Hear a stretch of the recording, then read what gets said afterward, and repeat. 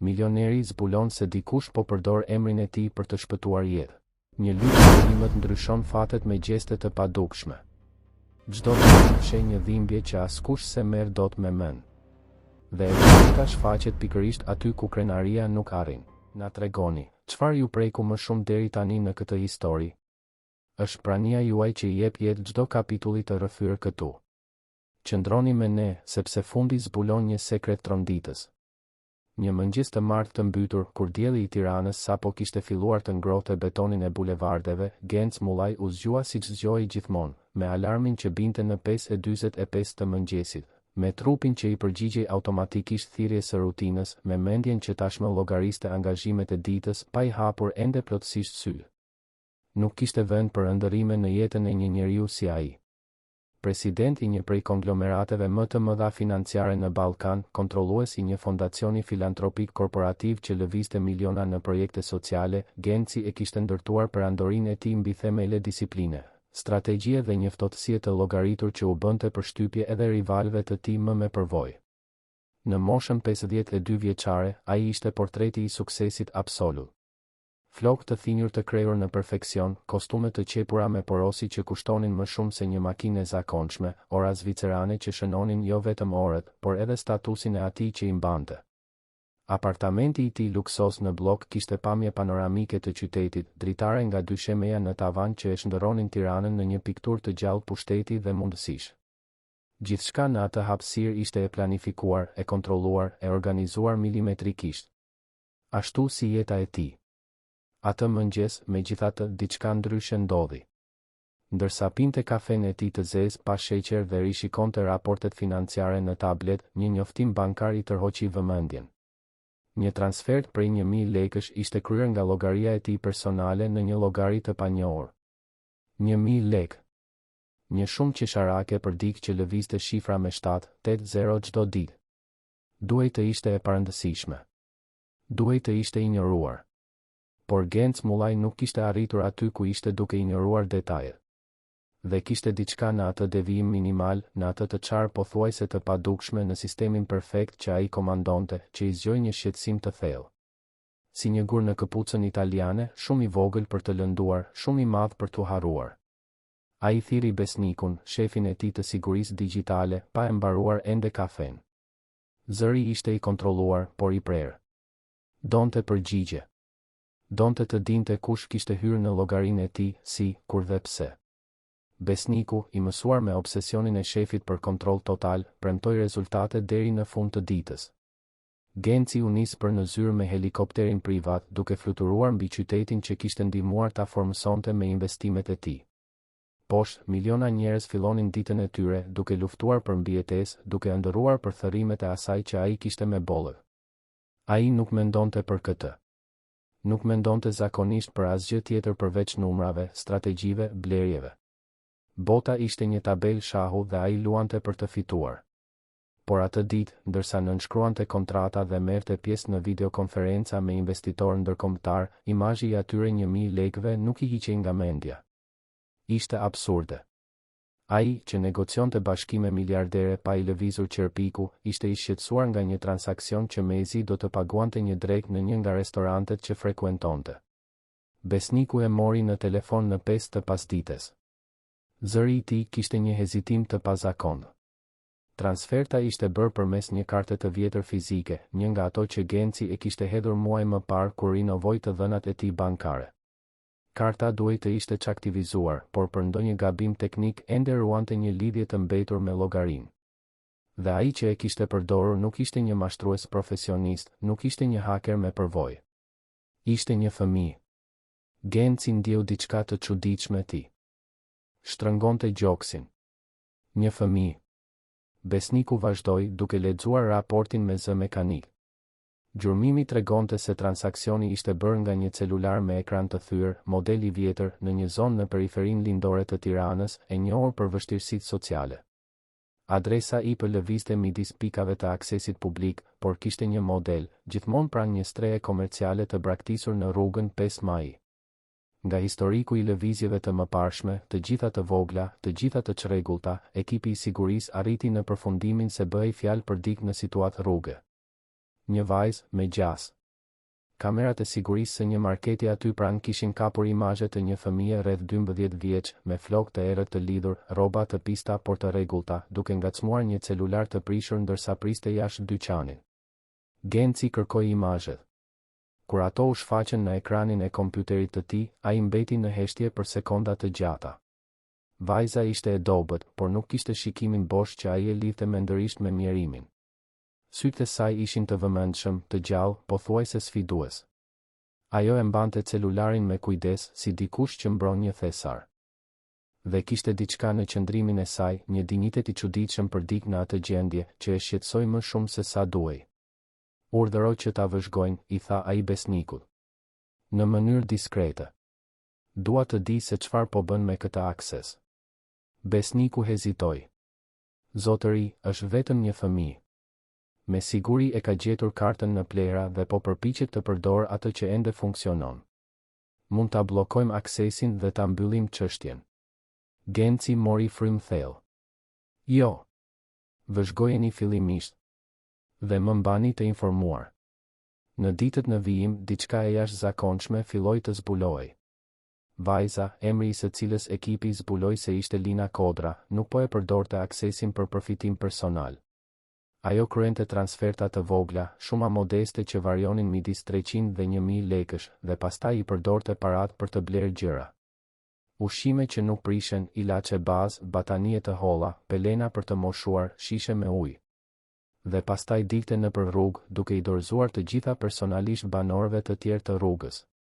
Imazhet e kamerave të sigurisë që besniku arriti të mblidhte tregonin Linën duke ecur nëpër rrugica dhe streha, duke mbajtur qese plastike, duke u ndalur pranë njerëzve që flinin mbi karton, duke i lënë gjërat me kujdes për të mos i zgjuar. Kur dikush ishte zgjuar, ajo ja dorëzonte drejt për drejt, gjithmonë me pak fjalë, gjithmonë me një frazë që përsëritej, është një dhuratë nga njeriu me kostum.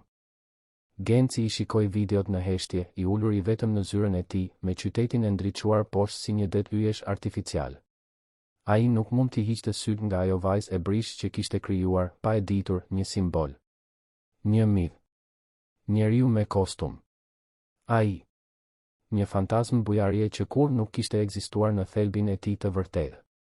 Ironia ishte mizore. Ai, që komandonte një fondacion filantropik miliarder, kur nuk i kishte dorëzuar personalisht asgjë askujt. Donacionet e tij ishin numra në tabela, zbritje fiskale, strategji imazhi korporativ. Ai nënshkruante çeqe, miratonte projekte, shfaqej në evente bamirësie me buzëqeshje të sajuara dhe fjalime të mësuara përmendësh.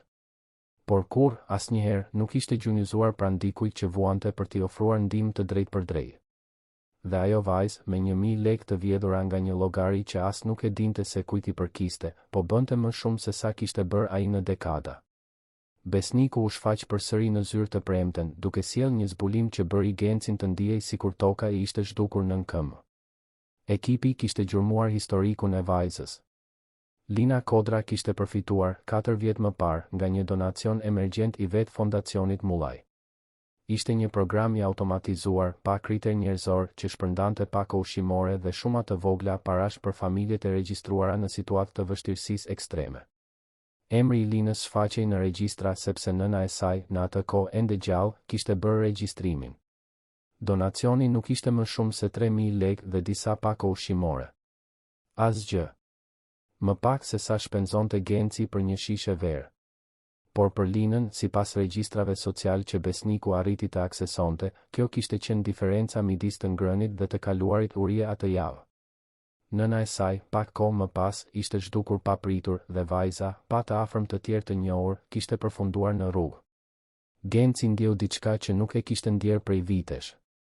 Një përzierje turpi, zemërimi dhe diçkaje që nuk arrinte ta emërtonte.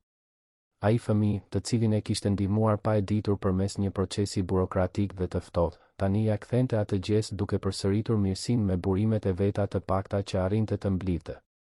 Dhe e bënte këtë në mënyrë më njerëzore, më efikase, më të vërtetë se çdo program që ai komandonte. Ai u ngrit nga karrigia dhe eci drejt dritares. Tirana pulsonte poshtë, indiferente. Miliona histori që ndodhnin njëkohësisht, miliona jetë që ai kur nuk do t'i njihte. Dhe në mes të atij kaosi urban, një vajzë 12 vjeçare po i mësonte atij, pa e ditur, se çfarë do të thoshte të ishe njeri. Genc Mullaj, njeriu që kishte ndërtuar një perandori financiare nga hiçi, që ishte ngjitur nga varfëria në majën e elitës shqiptare, që gjithmonë kishte besuar se suksesi i tij ishte fryt ekskluziv i inteligjencës dhe vendosmërisë së tij, u pa i detyruar të përballej me një të vërtetë që e kishte fshehur gjithë jetën. Edhe nga vetja. Edhe ai kishte ardhur nga poshtë. Kishte lindur në një fshat të varfër në malsinë e veriut të Shqipërisë, biri një lavantereje dhe një muratori që mezi dinte të shkruante emrin e tij. Ishte rritur duke fjetur në dyshek në tokë, duke ndarë një dhomë të vogël me 3 vëllezër, duke ngrënë oriz me vezë pothuajse çdo ditë sepse vetëm kaq mund të blinin. Kur ishte 8 vjeç, një ujqe lokale filloi të vepronte në zonë. Ata ofronin kurse ndihmëse, ushqime, aktivitete argëtuese. Genci, i dobët dhe i heshtur, ishte një nga të parët që u regjistrua. Ishte aty ku mësoi të lexonte siç duhet, të bënte llogari për tej bazikes, të ëndërronte për një jetë ndryshe. Ishte një nga mësueset vullnetare, një grua e quajtur Zonja Irena, që vuri re potencialin e tij dhe e inkurajoi të studionte, të konkuronte për universitet, të mos dorëzohej. Ai fitoi një bursë të plotë në një universitet publik, u transferua në Tiranë në moshën 18 vjeçare me një valixhe me rroba të vjetra dhe 5.000 lekë në xhep. Punoi, studioi, luftoi. Dhe fitoi. Por në proces vendosi të varroste gjithçka që e lidhte me atë origjinë. Ndryshoi mbiemrin, shpiku një biografi elegante, preu kontaktet me familjen. Ndërtoi një identitet të ri. Atë të njeriut që lindi për të fituar, jo të djalit të varfër që u ndihmua. Zonja Irena kishte vdekur vite më parë. Ai kur nuk shkoi në varrim. As nuk dërgoi lule. Thjesht e fshiu atë pjesë të historisë së tij sikur të mos kishte ekzistuar kurrë. Dhe tani, dekada më vonë, një vajzë rruge e quajtur Lina Kodra e detyronte të shihej në pasqyrë.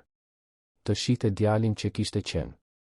Djalin që gjithashtu kishte pasur nevojë për ndihmë.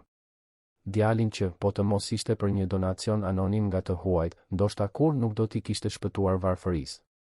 Ai liroi kravatën, duke ndjerë se i mungonte ajri. Apartamenti luksos duke i shumë i vogël, mbytës. Duhej të dilte. Duhej të mendonte. I tha shoferit se do të ecte. Burri, i habitur, u përpoq të argumentonte për sigurinë, por Genci tashmë po dilte. Zbriti 30 katet me ashensor në heshtje, kaloi hollin e mermert pa par askënd dhe doli në rrugët e Tiranës. Ai eci pa drejtim nëpër trotuaret e mbushura me njerëz, duke u shtyr nga ekzekutiv të nxituar, duke shmangur shitësit ambulant, duke thithur ajrin e ndotur që kur nuk e kishte vënë re nga brenda makinave të tij të blinduara. Kaloi pranë strehave ku njerëzit flinin të mbështjell me karton.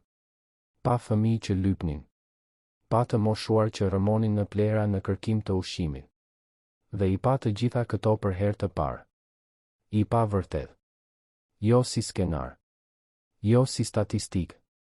Por si realitet. Kur u kthye në shtëpi, tashmë ishte natë. Ai u mbyll në zyrë dhe i telefonoi besnikut. Dua të vazhdoni ta vëzhgoni vajzën. Por zgjeroni perimetrin. Dua të kuptoj gjithë kontekstin në të cilin jeton. Dhe e dua këtë të dokumentuar. Çdo lëvizje. Çdo veprim. Besniku konfirmoi, por zëri i tij kishte një notë shqetësimi. Zotëri, me gjithë respektin, cili është qëllimi? Nëse është vetëm për të bllokuar aksesin, mund ta bëj këtë në 5 minuta. Genci mbeti në heshtje për disa sekonda. Pastaj tha, me një zë që as ai vet nuk e njoh, nuk do të bllokoj asgjë. Vetëm dua të kuptoj. Në ditët në vijim, Genci u zhyt në një obsesion të heshtur. Merrte raporte ditore për Linën. Shikonte regjistrimet e kamerave të sigurisë. Lexonte transkriptimet e bisedave që vajza kishte me banor të tjerë të rrugës. Dhe sa më shumë mësonte për të, aq më e zbrazët i duke jeta e tij. Lina zgjoi herët, edhe pse nuk kishte ku të flinte rehat. Lante fytyrën në banjo publike. Përdorte bibliotekat e qytetit për të karikuar celularin dhe për të hyrë në internet përmes rrjeteve falas. Studionte përmes videove online. Ndihmonte banorët e tjerë të rrugës të regjistroheshin në programe sociale. Dhe vazhdonte të kryente transfertat e saj të vogla, duke bler artikuj thelbësor, duke i shpërndarë të gjitha personalisht. Ajo kishte një rrjedhë. Një rreth njerëzish që i besonin. Të moshuar që e trajtonin si mbes. Fëmijë të tjerë që e shihnin si udhëheqëse. Të rritur në situatë rruge që e respektonin për inteligjencën dhe bujarinë e saj. Lina kishte krijuar, pa e kuptuar, një komunitet. Një familje të improvizuar që mbështeste njëri tjetrin. Dhe e bënte gjithë këtë në emër të njeriut me kostum. Figura e padukshme që ajo kishte shpikur. Genci. Ai, që e kishte kaluar jetën duke kontrolluar narrativat, tani zbulonte se ishte personazh i një historie që as nuk e dinte se ekzistonte. Dhe më shqetësuesja, versioni i tij që ekzistonte në imagjinatën e Linës ishte më i mirë, më fisnik, më njerëzor se sa kishte qenë ai ndonjëherë në realitet. Një pasdite, ai mori një vendim. I kërkoi besnikut të organizonte një afrim. Donte t'i ofronte strehim vajzës përmes punonjësve social të fondacionit. Do të ishte diskrete, profesionale. Ajo do të vendosej në një shtëpi të sigurt të përkohshme, do të merrte arsim formal, do të kishte akses te psikologët, asistencë të plotë. Ishte gjëja e duhur për të bërë. Ishte logjike. Ishte ajo që çdo person i përgjegjshëm do të bënte. Punonjësit social ju afruan Linës një të shtunë në mëngjes.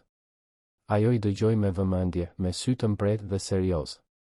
Kur mbaruan së shpjeguari propozimin, ajo i falenderoi me edukat. Dhe refuzoi. Pse, pyetën punonjësit. Sepse nëse unë jam e mbrojtur, nuk mund t'i mbroj të tjerët. Përgjigja i arriti Gencit përmes besnikut. Ai e lexoi raportin 3 herë, i pabesueshëm. Vajza kishte refuzuar. Kishte refuzuar strehim. Kishte refuzuar siguri. Kishte refuzuar gjithçka që ai kishte ofruar. Për një arsye që kishte gjithë kuptimin e botës dhe, në të njëjtën kohë, asnjë. Ajo kishte zgjedhur të qëndronte e pambrojtur për të ndihmuar të pambrojturit. Genci ndjeu diçka që nuk e kishte ndjerë që nga fëmijëria, pa fuqi. Ai, i mësuar të zgjidhte gjithçka me para, ndikim, pushtet, zbuloi se kishte gjëra që nuk mund t'i blinte. Nuk mund të blinte besimin e Linës. Nuk mund të blinte misionin e saj. Nuk mund të ndryshonte zgjedhjen e saj. Dhe për herë të parë në dekada, ai respektoi një vendim që shkonte kundër vullnetit të tij. Refuzimi i Linës e lëndoi krenarinë e Gencit në një mënyrë që ai nuk e priste. Ishte mësuar që njerëzit t'i thoshin po. Punonjës që bindeshin. Partnerë që pajtoheshin. Kundërshtarë që përkuleshin. Por ajo vajzë 12 vjeçare, pa asgjë tjetër veç një celulari të prishur dhe një bindje të palëkundur, i kishte thënë jo. Dhe ai nuk dinte si ta përpunonte këtë. Filloi të bënte diçka që kurrë nuk e kishte imagjinuar. Filloi të ecte nëpër rrugë natën. I vetëm. Pa truproja. Pa shofer. Vetëm ai dhe qyteti. Shkonte në zonat ku vepronte Lina. Vëzhgonte nga larg. Shihte dorëzimet e saj. Shihte njerëzit që ajo ndihmonte. Shihte universin e padukshëm që ekzistonte paralelisht me të tij. Në një nga ato net, ai dëshmoi diçka që e la me shenjë. Lina po shpërndante kuti me ushqim të ngrohtë që i kishte bler nga një gjelltore popullore. Ajo u ndal pranë një burri të moshuar, ulur në një trotuar, dhe i dha kutin me një pecet të palosur sipër. Burri e hapi dhe gjeti një mesazh të shkruar me stilolaps: "Ti ende i intereson dikujt." Burri filloi të qante. Lina i vuri dorën në shpatull, i tha diçka që Genci nuk arriti ta dëgjonte nga ku ishte, dhe vazhdoi rrugën. Genci ndjeu syt t'i digjinin. Kur ishte hera e fundit që kishte qarë, nuk arrinte ta kujtonte. U kthye në shtëpi atë natë me një siguri në rritje, e gjithë jeta e tij ishte një mashtrim. Kishte ndërtuar një perandori, por jetonte në një burg. Kishte gjithçka, por nuk zotëronte asgjë që kishte vërtet rëndësi. Dhe ajo vajzë, pa asgjë materiale, kishte diçka që ai e kishte humbur rrugës, njerëzillëkun. Ishte atëherë që filloi të hetonte më thellë fondacionin e tij. Donte të kuptonte pse programet nuk funksiononin siç duhej. Donte të dinte se ku shkonin vërtet paratë. Dhe ajo që zbuloi e neveriti. Fondacioni Mullaj, vepra e tij e bamirësisë publike, fasada e tij e njeriut të ndërgjegjshëm, ishte një makinë përfitimesh fiskale dhe shpërdorimesh elegante. Drejtor që kur nuk i vizitonin projektet që koordinonin. Këshilltarë që miratonin buxhete të fryra dhe fusnin në xhep diferencën përmes kompanive fantazmë. Raporte të rreme që egzageronin rezultatet. Foto të inskenuara me fëmijë të buzëqeshur që kur nuk kishin marrë ndihmë reale. Dhe ai, aq i fiksuar pas bizneseve të tij kryesore, kur nuk e kishte parë me vëmendje atë gjë. U kishte besuar njerëzve që administronin fondacionin ndërsa ai kujdesej për atë që e quante punë serioze. Fitimin, rritjen, pushtetin. Tani, i detyruar të përballej me të vërtetën, kuptoi se financonte një strukturë të korruptuar që shërbente më shumë për të pastruar ndërgjegjen dhe imazhin e tij publik sesa për të transformuar jetë. Lina, me 1.000 lekë të vjedhura, bënte më shumë diferencë reale sesa fondacioni i tij milioner. Poshtërimi ishte total. Dhe i nevojshëm. Genci filloi të ndryshonte. Në mënyrë diskrete. Nuk njoftoi asgjë. Nuk bëri fjalime. Thjesht filloi të vepronte ndryshe. Pushoi nga puna drejtorët e korruptuar të fondacionit. Punësoi auditor të jashtëm. Zbatoi transparencë totale në raporte. Preu programet jo efektive. Ridrejtoi burimet drejt nismave komunitare të udhëhequra nga ata që vërtet jetonin realitetet që thoshin se donin të ndryshonin. Dhe paralelisht, pa e ditur askush, filloi ta mbronte linën në mënyrë të padukshme. Ndryshoi sistemet e sigurisë bankare për të garantuar që ajo të mund të vazhdonte ta përdorte atë akses pa u bllokuar ose gjurmuar nga të tjerët. Bëri donacione anonime strategjike në vendet ku ajo blinte artikuj që shpërndante, duke garantuar që çmimet të ishin më të ulta. Bisedoi në mënyrë diskrete me policët e zonës që të mos e shqetësonin vajzën apo njerëzit që ajo ndihmonte. Ai u bë, pa e ditur ajo, njeriu i vërtet me kostum. Duke punuar në hije që drita që ajo ndiste të mund të shkëlqente më fort. Por dikush po e vëzhgonte Gencin me të njëjtën vëmendje që ai vëzhgonte Linën. Djali i tij, Arber Mullaj, gazetar investigativ që prej vitesh punonte për një portal lajmesh të njohur për denoncime korrupsioni, kishte filluar të vinte re lëvizje të çuditshme në llogaritë e fondacionit Mullaj. Arberi, në moshën 28 vjeçare, ishte gjithçka që Genci nuk donte që ai të ishte. Idealist. I paqet. Kritik i sistemit që kishte pasuruar familjen. Ai e kishte zgjedhur gazetarin jo për dashurinë ndaj fjalëve, por për dashurinë ndaj të vërtetës. Ose të paktën ndaj versionit të tij të saj. Dhe prej kohësh e shihte të atin si simbol të gjithçkaje që ishte gabim në vend, miliarder që përfitonin në kurrizë të varfërve ndërsa shtiresheshin se ndihmonin përmes fondacioneve fasade. Marrëdhënia midis babait dhe djalit ishte e akull. E edukuar në publik, por e largët. Ata nuk flisnin për asgjë me rëndësi. Nuk ndanin vakte. Nuk shkëmbenin sekrete. Genci e mendonte Arberin një të ri naiv që shpërdoronte potencialin e tij me kauza të humbura. Arberi e mendonte Gencin një njeri të zbrazët që shiste shpirtin për fitim. Asnjëri prej tyre nuk ishte plotësisht gabim. Asnjëri prej tyre nuk ishte plotësisht i saktë. Dhe tani, ndërsa Genci përpiqej të shpengojë fshehurazi përmes Linës, Arberi përgatiste një bombë gazetareske që mund të shkatëronte gjithçka që i ati kishte ndërtuar. Sepse Arberi kishte filluar të hetonte fondacionin Mullaj. Dhe kishte zbuluar disa nga të njëjtat gjëra që kishte gjetur Genci, shpërdorime, mbifaturime, jo efikasitet të qëllimshëm. Por Arberi nuk dinte për ndryshimet e fundit që i ati kishte zbatuar. Nuk dinte për ekzistencën e Linës. Nuk dinte asgjë nga ato që ndodhnin prapa skenave. Ai shite vetëm numrat. Dhe numrat tregonin një histori mashtrimi. Arberi planifikonte ta publikonte artikullin pas 2 javësh. Do të ishte reportazhi i karrierës së tij. Ai që do të provonte, më në fund, se edhe njerëz si ati, me gjithë fasadën e tyre të filantropisë, ishin vetëm grabitqar të maskuar. Genci nuk kishte ide për stuhim që po afrohej. Ishte shumë i përqendruar te Lina, te kuptimi i botës së saj, te mësimi prej saj pa e ditur ajo se po mësonte. Dhe Lina vazhdonte misionin e saj. E vogël. E heshtur. E fuqishme. Duke krijuar valë në një oqean që ende nuk e perceptonte ekzistencën e saj. Derisa gjithçka të fillonte të lidhej në mënyra që asnjëri prej tyre nuk mund t'i parashikonte. Qyteti i Tiranës ndiqte ritmin e tij frenetik.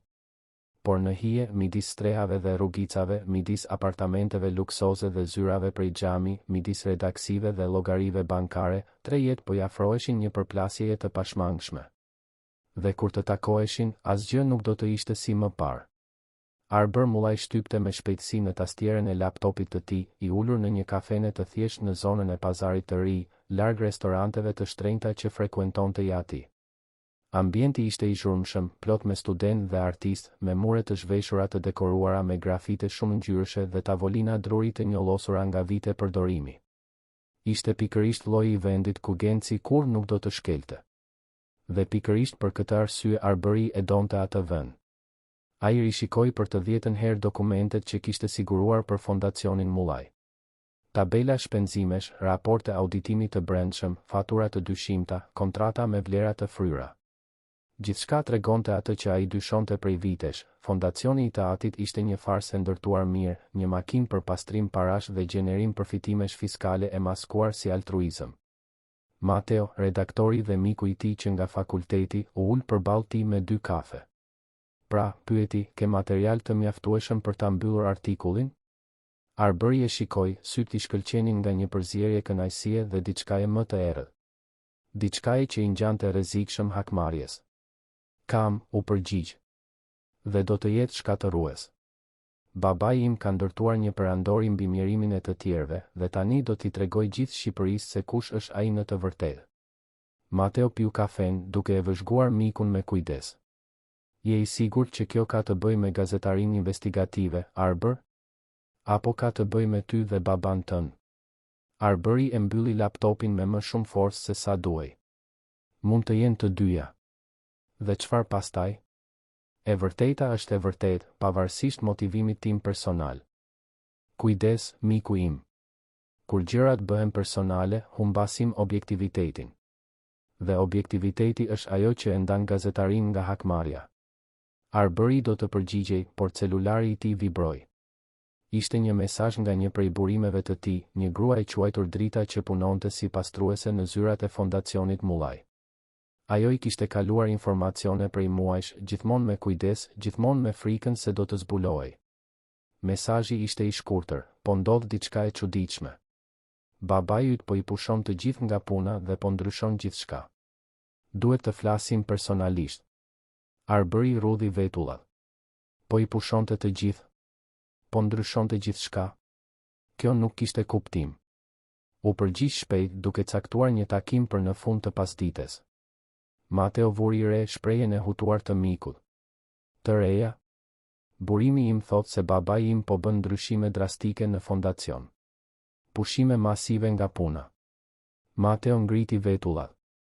Ndoshta ka zbuluar se po e heton dhe po bën pastrim. Arbëri e konsideroi mundësinë. Do të ishte tipike për Genc Mullajn të përpiqej të mbronte veten. Por diçka në tonin e mesazhit të Dritës nuk sugjeronte panikun e dikujt që po mbulonte krime. Sugjeronte konfuzion. Sikur as ajo të mos e kuptonte se çfarë po ndodhte. Duhet të zbuloj se çfarë po ndodh, tha Arbëri, duke futur laptopin në çantë. Do të takoj Dritën sot. Nëse babai im po përpiqet të fshijë gjurmët, duhet ta përshpejtoj publikimin. Mateo pshertiu. Vetëm mos bëj ndonjë marrëzi, dakord?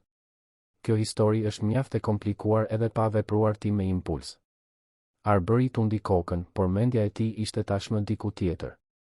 Ai duhej të kuptonte se çfarë po ndodhte para se i ati të arrinte të shkatëronte provat që i kishin kushtuar aq shumë punë për t'i mbledhur. Ndërsa Arbëri përshkonte qytetin me autobus drejt takimit me Dritën, Genci ishte në një mbledhje të jashtëzakonshme në këshillin e fondacionit Mullaj. Salla e mbledhjeve ishte e gjerë dhe elegante, me një tavolinë are që mbante 20 persona dhe një mur të tërë prej xhami që shihte nga qendra e Tiranës. Këshilltarët e shikonin me një përzierje shoku dhe zemërimi të fshehur keq. Genci sapo kishte njoftuar një ristrukturim të plotë të fondacionit. Shkurtim të 70% të posteve administrative. Auditim i jashtëm i pavarur. Transparencë totale e shpenzimeve. Dhe, akoma më tronditse, tërheqja e emrit të tij nga presidenca e Këshillit. Dr. Genc, filloi Ricard Sheu, një nga këshilltarët më të vjetër dhe gjithashtu një nga më të korruptuarit, megjithse Genci e kishte zbuluar këtë vetëm së fundmi, këto ndryshime janë shumë radikale. Do të destabilizojnë të gjithë strukturën që kemi ndërtuar gjatë viteve. Strukturë të kalbur u përgjigj Genci me një ftohtësi që bëri disa antar të lëviznin të parehatshëm në karrige. Zbulova se pjesa më e madhe e asaj që bëjmë këtu është teatr. Shpenzojmë miliona në paga administrative dhe thërrime në veprime reale. Kjo mbaron sot. Një këshilltare e quajtur Patricia, elegante dhe gjithmonë llogaritse, u përkul përpara. Me gjithë respektin, po shkatërroni reputacionin tuaj. Fondacioni mban emrin tuaj. Çdo skandal reflekton drejt për drejt te ju. Genci e shikoi me sy që ajo nuk i njohu. Kishte diçka ndryshe tek ai. Diçka që e shqetësonte. Atëherë le të reflektoj, tha ai. Preferoj të pranoj gabimet e mia sesa të vazhdoj të shtirem se po bëj mirë ndërsa lejoj që burimet të shpërdorohen. Heshtja që pasoi ishte e rëndë. Genci e dinte se po nënshkruante dënimin e tij me vdekje sociale. Elita tiranase nuk i falte tradhtit. Dhe të ekspozoje fondacionin tënd ishte pikërisht kjo, një tradhti ndaj kodit të pashkruar që të gjithë ndiqnin. Të dukeshe i mirë, të shpërdoroje mjaftueshëm për t'u pasuruar, por kur të mos e pranoje publikisht. Ai nuk e çante më kokën. Keni dy opsione, vazhdoi. Të përshtateni me rregullat e reja ose të jepni dorëheqjen. Nuk do të pranoj rrugë të mesme. Ricardi u ngrit, zëri i dridhej nga zemërimi i përmbajtur. Do të pendohesh për këtë, Genc. Ka shumë njerëz të fuqishëm të përfshirë në këtë. Shumë njerëz që nuk do t'u pëlqej të ekspozohen. Genci buzëqeshi, por nuk ishte një buzëqeshje miqësore. Ishte buzëqeshja e një njeriu që nuk kishte më asgjë për të humbur. Le të vinë, tha. Mbledhja ka mbaruar. Këshilltarët dolën në heshtje, disa të zemëruar, të tjerë të frikësuar. Genci mbeti i vetëm në sallë, duke parë qytetin përmes xhamit. E dinte se sapo i kishte shpallur luftë njerëzve të rrezikshëm. E dinte se do të kishte pasoja. Por për herë të parë në dekada, ndjente se po bënte diçka të drejtë. Celulari i tij vibroi. Ishte Besniku, me një raport të ri për Linën. Ai hapi skedarin dhe filloi të lexonte. Vajza i kishte zgjeruar veprimet e saj. Tani nuk punonte më vetëm. Kishte arritur të frymëzonte fëmijë të tjerë dhe madje edhe disa të rritur në situatë rruge të merrnin pjesë në dorëzime. Ata formonin një lloj rrjeti jo formal mbështetjeje të ndërsjellë. Lina koordinonte gjithçka përmes mesazheve të thjeshta, duke ndarë detyrat, duke organizuar pika takimi, duke garantuar që askush të mos mbetej pa ndihmë. Dhe e gjithë kjo bëhej ende në emër të njeriut me kostum. Legjenda që ajo kishte krijuar vazhdonte të rritej. Disa njerëz filluan të linin donacione anonime në pika specifike që Lina tregonte. Vlera të vogla, por që të mbledhura bënin diferencë. Historia e bamirësit misterios përhapet gojë më gojë nëpër komunitetet periferike. Genci e lexoi raportin 2 herë. Ajo vajzë po ndërtonte diçka që asnjë konsulent i shtrenjtë, asnjë planifikim strategjik, asnjë fushat publicitare nuk do të arrinte ta përsëriste, një rrjet të vërtet solidariteti të bazuar në besim dhe veprim të drejtë për drejtë. Ai mori telefonin dhe i telefonoi Besnikut. Dua të rris transfertat anonime. Jo shumë, për të mos tërhequr vëmendjen. Por mjaftueshëm që ajo të ketë burime më të qëndrueshme. Besniku hezitoi në anën tjetër të linjës. Zotëri, me gjithë respektin, deri ku do të shkoj kjo? Deri kur do ta mbani këtë mbrojtje të padukshme? Genci mendoi për një moment. Deri sa të jetë e nevojshme. Ajo po bën atë që unë duhet ta kisha bërë vite më parë. Minimumi që mund të bëj është të garantoj që të mund të vazhdoj. U kuptua, zotëri. Diçka tjetër? Po. Dua të di nëse ka ndonjë kërcënim për të. Çdo person që mund të paraqesë rrezik. Dhe dua që kjo të monitorohet 24 orë. Do të bëhet. Genci e mbylli telefonin dhe mbeti duke parë celularin. Jeta e tij ishte bërë një dikotomi e çuditshme. Gjatë ditës çmontonte struktura të korruptuara që ai vetë kishte ndihmuar t'i krijonte. Gjatë natës mbronte një vajzë që nuk dinte për ekzistencën e tij. Dhe në mes të gjithë kësaj, djali i tij planifikonte ta shkatëronte publikisht. Drita arriti në takim me Arbërin dukshëm nervoze. Ajo ishte një grua rreth të 50-tave, me flokë të thinjur të mbledhur në një topuz, duar të kallojzuara nga dekada pune fizike. U ul në karrigen plastike të lokalit të vogël ku kishin lënë takimin, duke parë përreth sikur priste të ndiqej. Arbëri i porositi një lëng frutash dhe priti që të qetësoj. Çfarë po ndodh, Drita? Mesazhi yt më shqetësoi. Ajo piu gjysmën e lëngut me një frym, si dikush që ka nevojë për kuraj. Babai yt po ndryshon gjithçka, Arbër. Pushoi gjysmën e drejtorëve javën e kaluar. Solli auditor nga jashtë. Po shkurton shpenzimet, po ndryshon kontratat, po kërkon raporte të detajuara për gjithçka.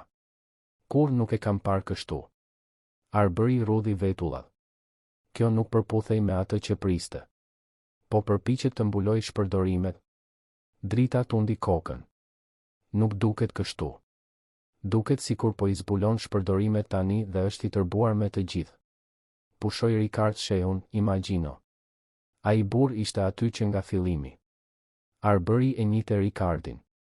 Një nga shtyllat e fondacionit. Një njeri i fuqishëm dhe me lidhje të mira. Nëse Genci kishte pushuar dik të këtij kalibri, diçka shumë serioze po ndodhte. Dhe ka më shumë, vazhdoi Drita duke ulur zërin. Babai yt po kalon shumë kohë duke parë raporte për njerëzit në situatë rruge. Kërkoi të dhëna të plota për programet e asistencës, vendet ku jetojnë, nevojat bazë. Ai kur nuk e ka vrarë mendjen për këtë më parë. Arbëri ndjeu një përzierje konfuzioni dhe dyshimi. I ati, papritur i interesuar për detaje rreth popullsisë së rrugës? Kjo nuk kishte asnjë kuptim. Mendon se është ndonjë projekt i ri? Diçka për të përmirësuar imazhin e tij? Drita ngriti supet. Nuk e di. Por nuk duket i skenim. Duket e vërtet.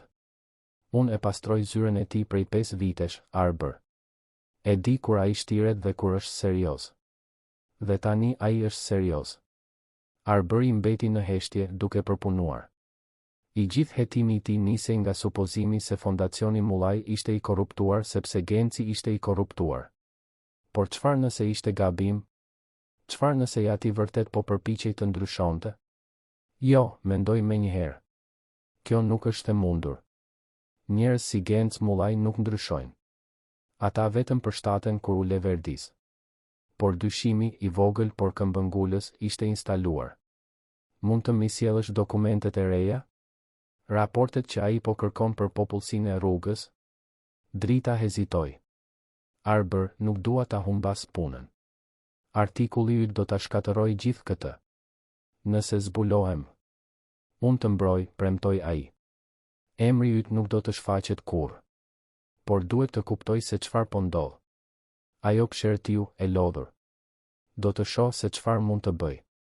Por më premto diçka, nëse zbulon se babai yt vërtet po përpiqet të bëjë diçka të mirë, do të mendosh 2 herë para se të publikosh? Arbëri nuk u përgjigj menjëherë.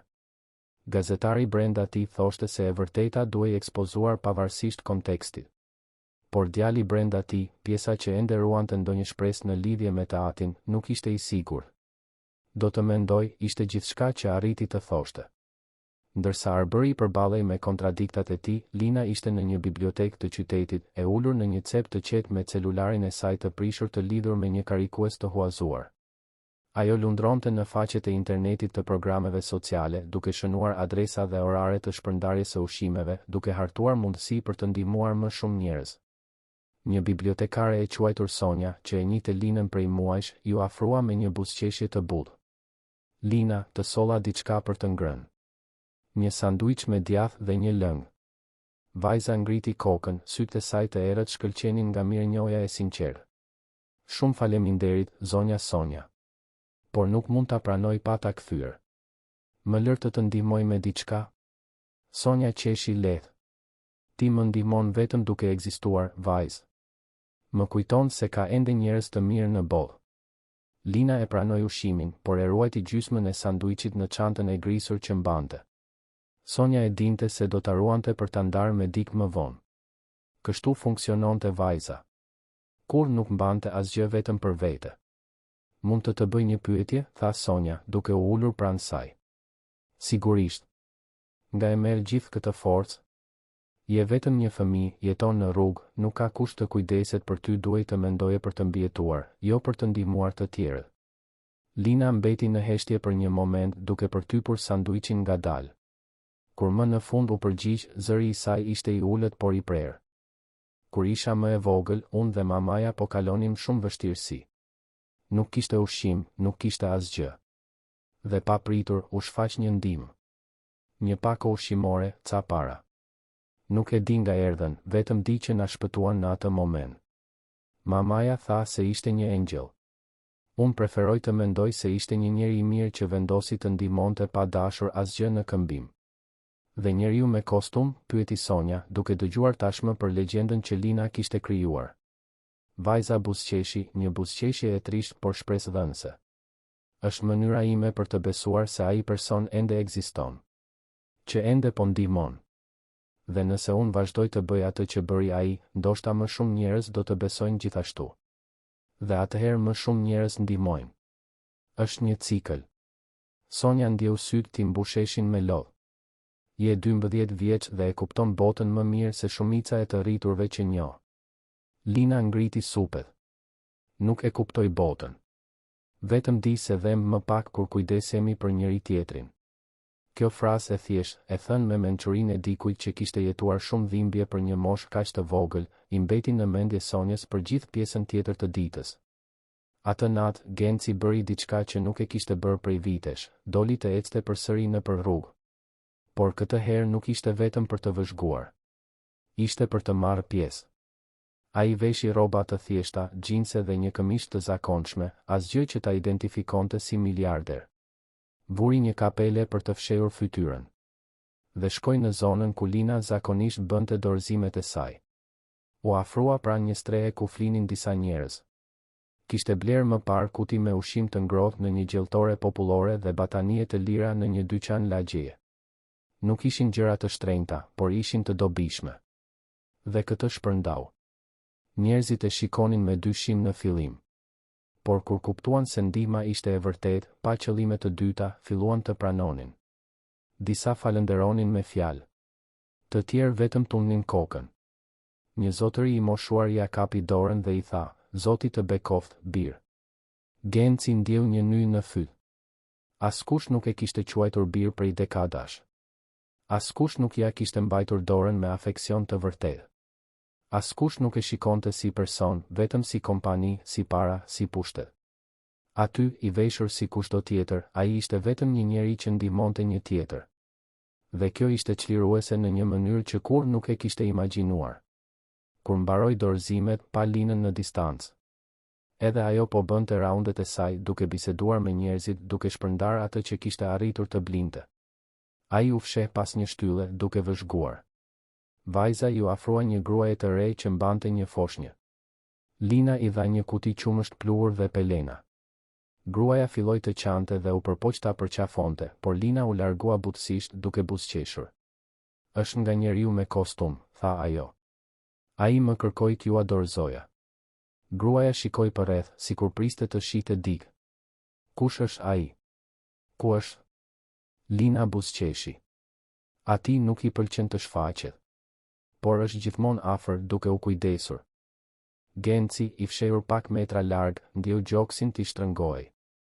Ajo kishte të drejtë. Ai ishte gjithmonë afër tani, edhe pse ajo nuk e dinte. Kur Lina u largua, Genci e ndoqi në mënyrë diskrete, duke ruajtur distancën. Donte të sigurohej që ajo të arrinte e sigurt aty ku do të flinte. Dhe ndërsa ecte nëpër rrugët e errëta të Tiranës, duke mbrojtur pa u parë një vajzë që e kishte transformuar pa e ditur, Genci kuptoi diçka themelore. Ai kur nuk kishte qenë njeriu me kostum. Ai ishte vetëm dikush që përpiqej të bëhej i denjë për mitin që ajo kishte krijuar. Lina arriti te streha ku flinte, një hapësirë e ngushtë por relativisht e mbrojtur. Ajo u mbështoll me një batanie të hollë dhe mbylli sytë. Genci mbeti duke vëzhguar nga larg derisa u sigurua se ajo ishte e sigurt. Pastaj u kthye në shtëpi duke ecur për orë të tëra nëpër qytetin e fjetur, duke menduar për gjithçka që duhej të ndryshonte. Për gjithçka që tashmë kishte ndryshuar.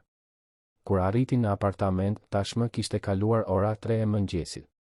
Bëri një dush të gjatë, duke lënë ujin e ngrohtë të lante papastërtinë e rrugëve dhe, simbolikisht, papastërtinë e jetës së tij të mëparshme. U shtri në shtratin e madh, duke parë tavanin.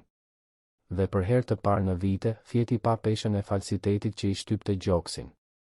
Të nesërmen, Arbery mori një pako nga drita. Brenda ishin kopje të raporteve të fundit që Genci kishte porositur.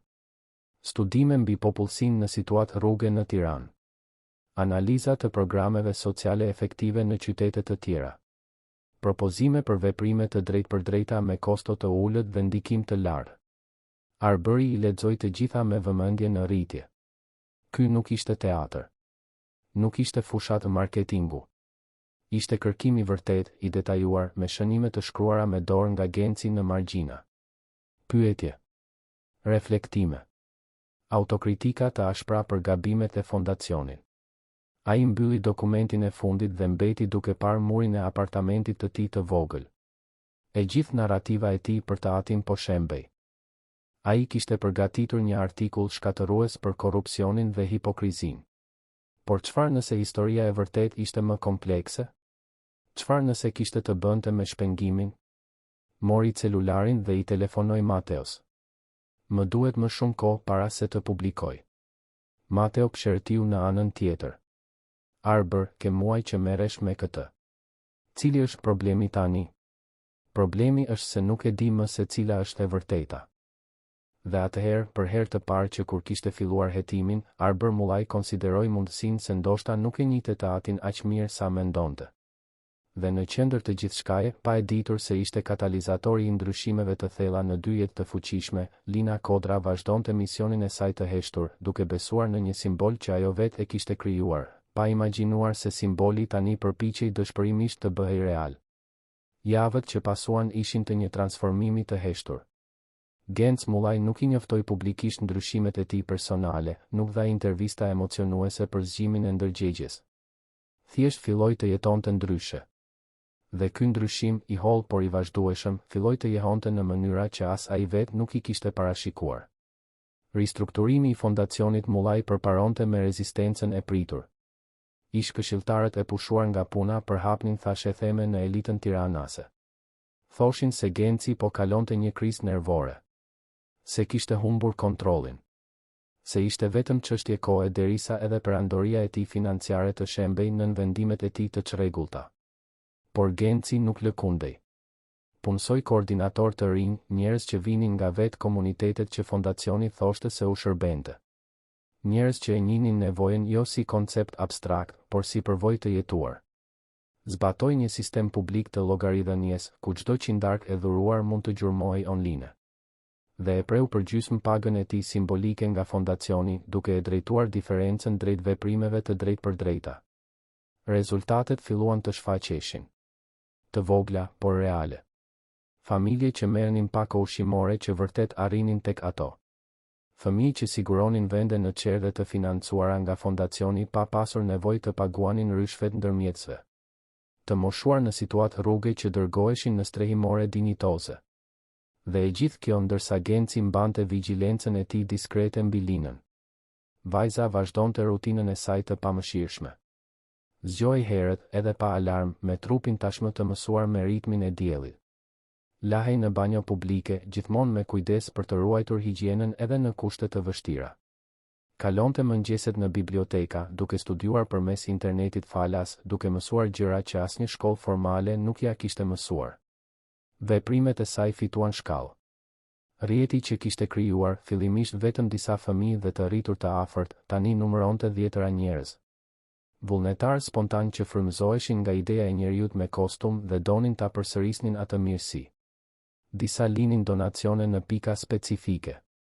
Të tjerë ofronin aftësi, një ish berber që priste flokët falas për ata që jetonin në rrugë, një robaqepse në pension që rregullonte rrobat, një mësues i papunë që jepte mësime jo formale të gjuhës shqipe dhe matematikës për fëmijët në situatë rruge. Lina koordinonte gjithçka me një mençuri që sfidonte moshën e saj. Ajo i kuptonte njerëzit.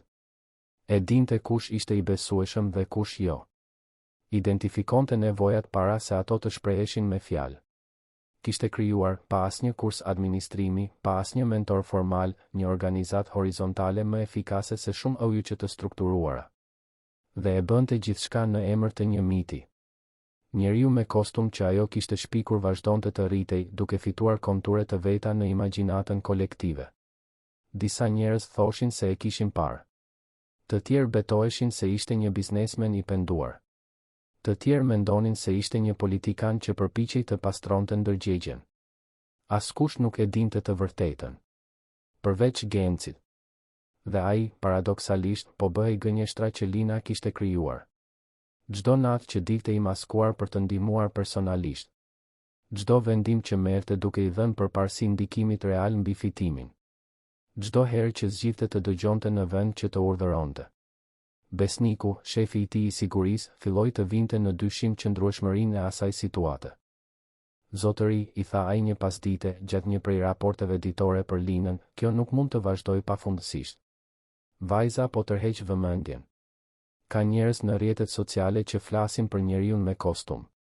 Përfundimisht, dikush do të dojë të di se kush është ai në të vërtetë. Genci ishte te dritarja e zyrës së tij, duke parë qytetin. Dhe çfarë sugjeron ti?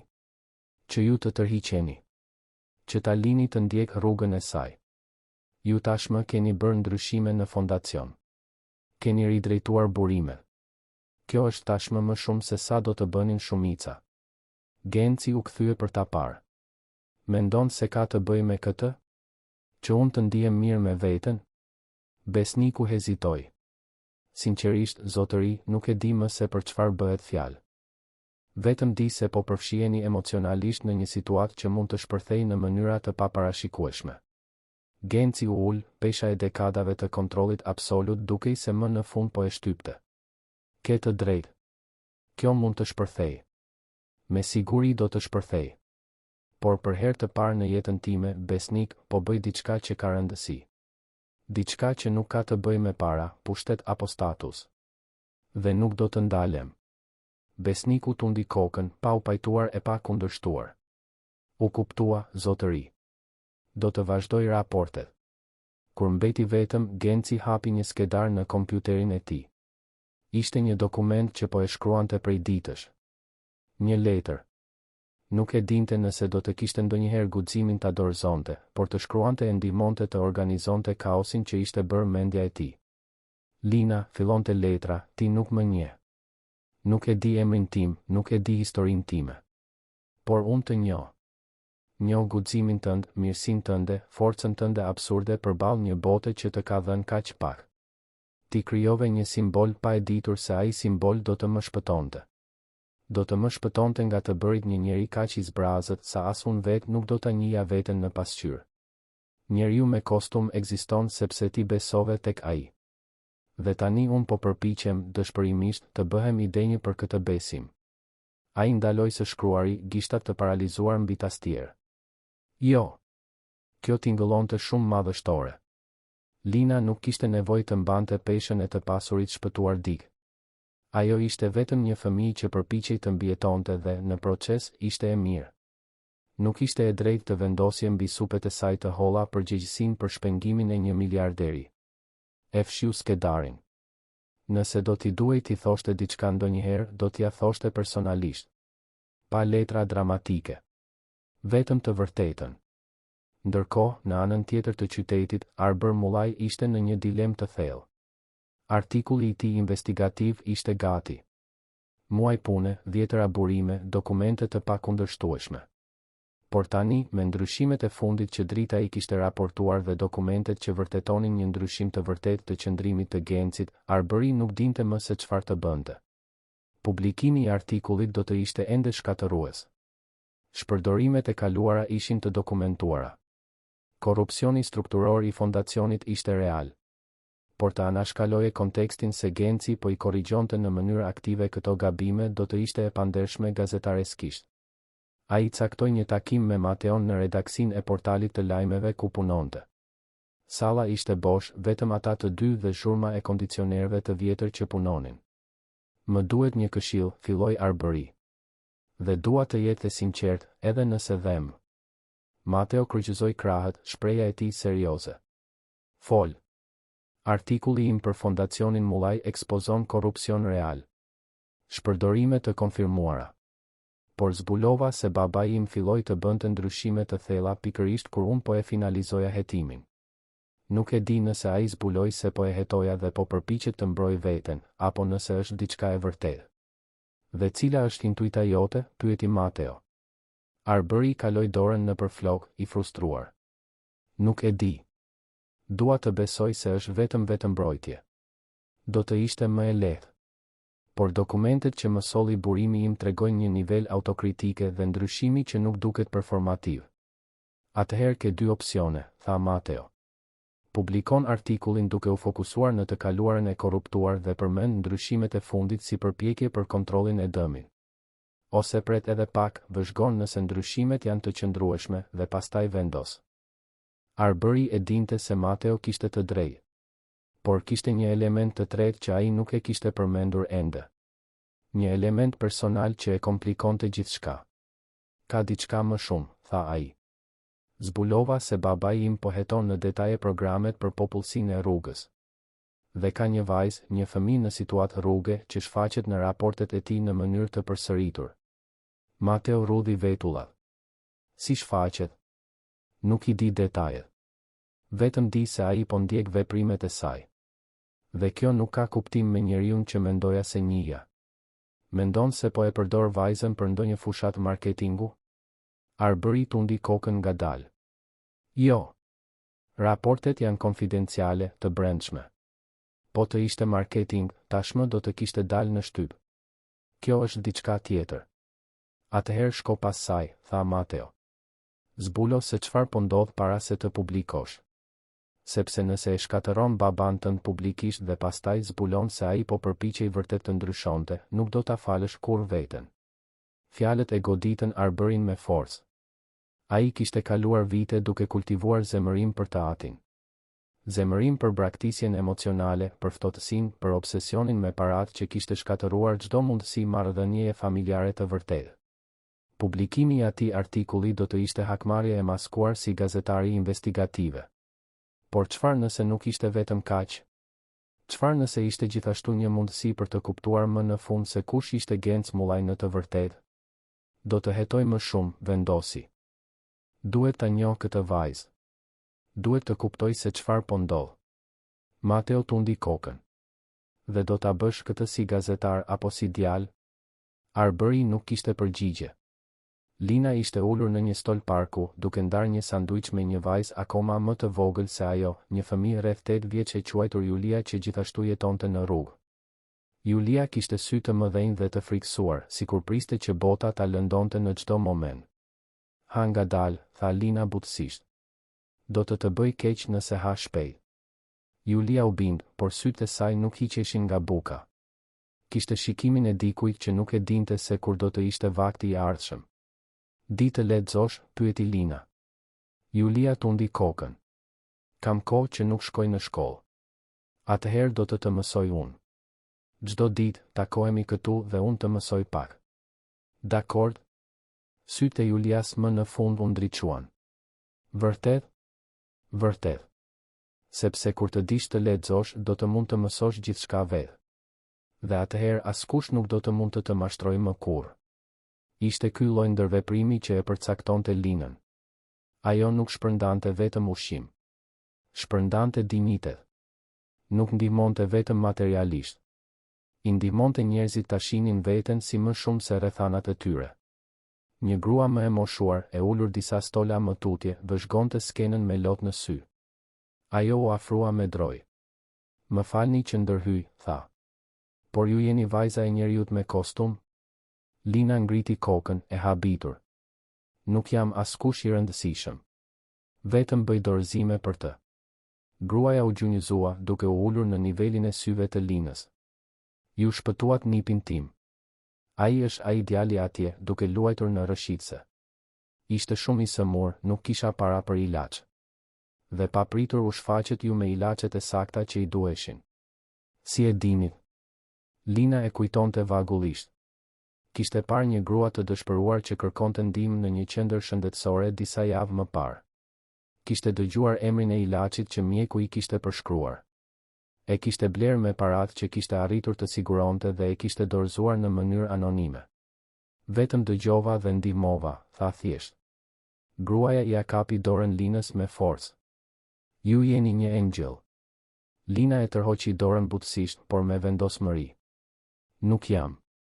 Jam vetëm dikush që u ndihmua një herë dhe tani përpiqet ta kthej.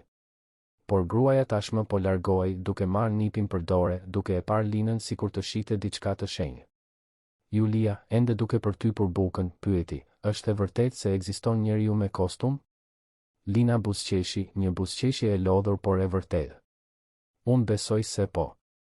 Edhe pse kur nuk e kam parë, unë besoj. Dhe në atë moment, pa e ditur, ajo kishte të drejtë. Sepse Genc Mullaj ishte aty. Në anën tjetër të parkut. I fshehur pas një gazete, i maskuar me rroba të thjeshta dhe syze dielli. Duke vëzhguar. Duke mbrojtur. Duke mësuar. Ai pa ndërveprimin me Julian. Pa gruan që falenderonte. Pa Linën që i shmangej lavdërimit sikur të ishte diçka që digjte. Dhe kuptoi me një qartësi të dhimbshme se ajo ishte pikërisht e kundërta e tij. Ndërsa ai kishte ndërtuar një jetë të tërë duke kërkuar njohje, ajo i ikte asaj. Ndërsa ai kishte grumbulluar merita të rreme, ajo shpërndante merita të vërteta dhe ja atribuonte një fantazme. Kur Lina dhe Julia u ngritën për të ikur, Genci i ndoqi nga larg. Jo për të ndërhyrë.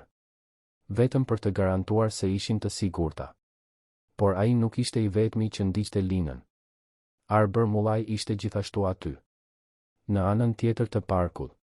Duke vëzhguar vajzën që shfaqej në raportet konfidenciale të atit. Duke u përpjekur të kuptonte lidhjen. Dhe kur pa Linën duke ndihmuar Julian, kur dëshmoi skenën me gruan mirënjohëse, kur dëgjoi vajzën të përmendte njeriun me kostum, diçka u ndes në mendjen e tij. Ai kishte dëgjuar për atë legjendë urbane. Një histori që qarkullonte në periferi për një bamirës misterios.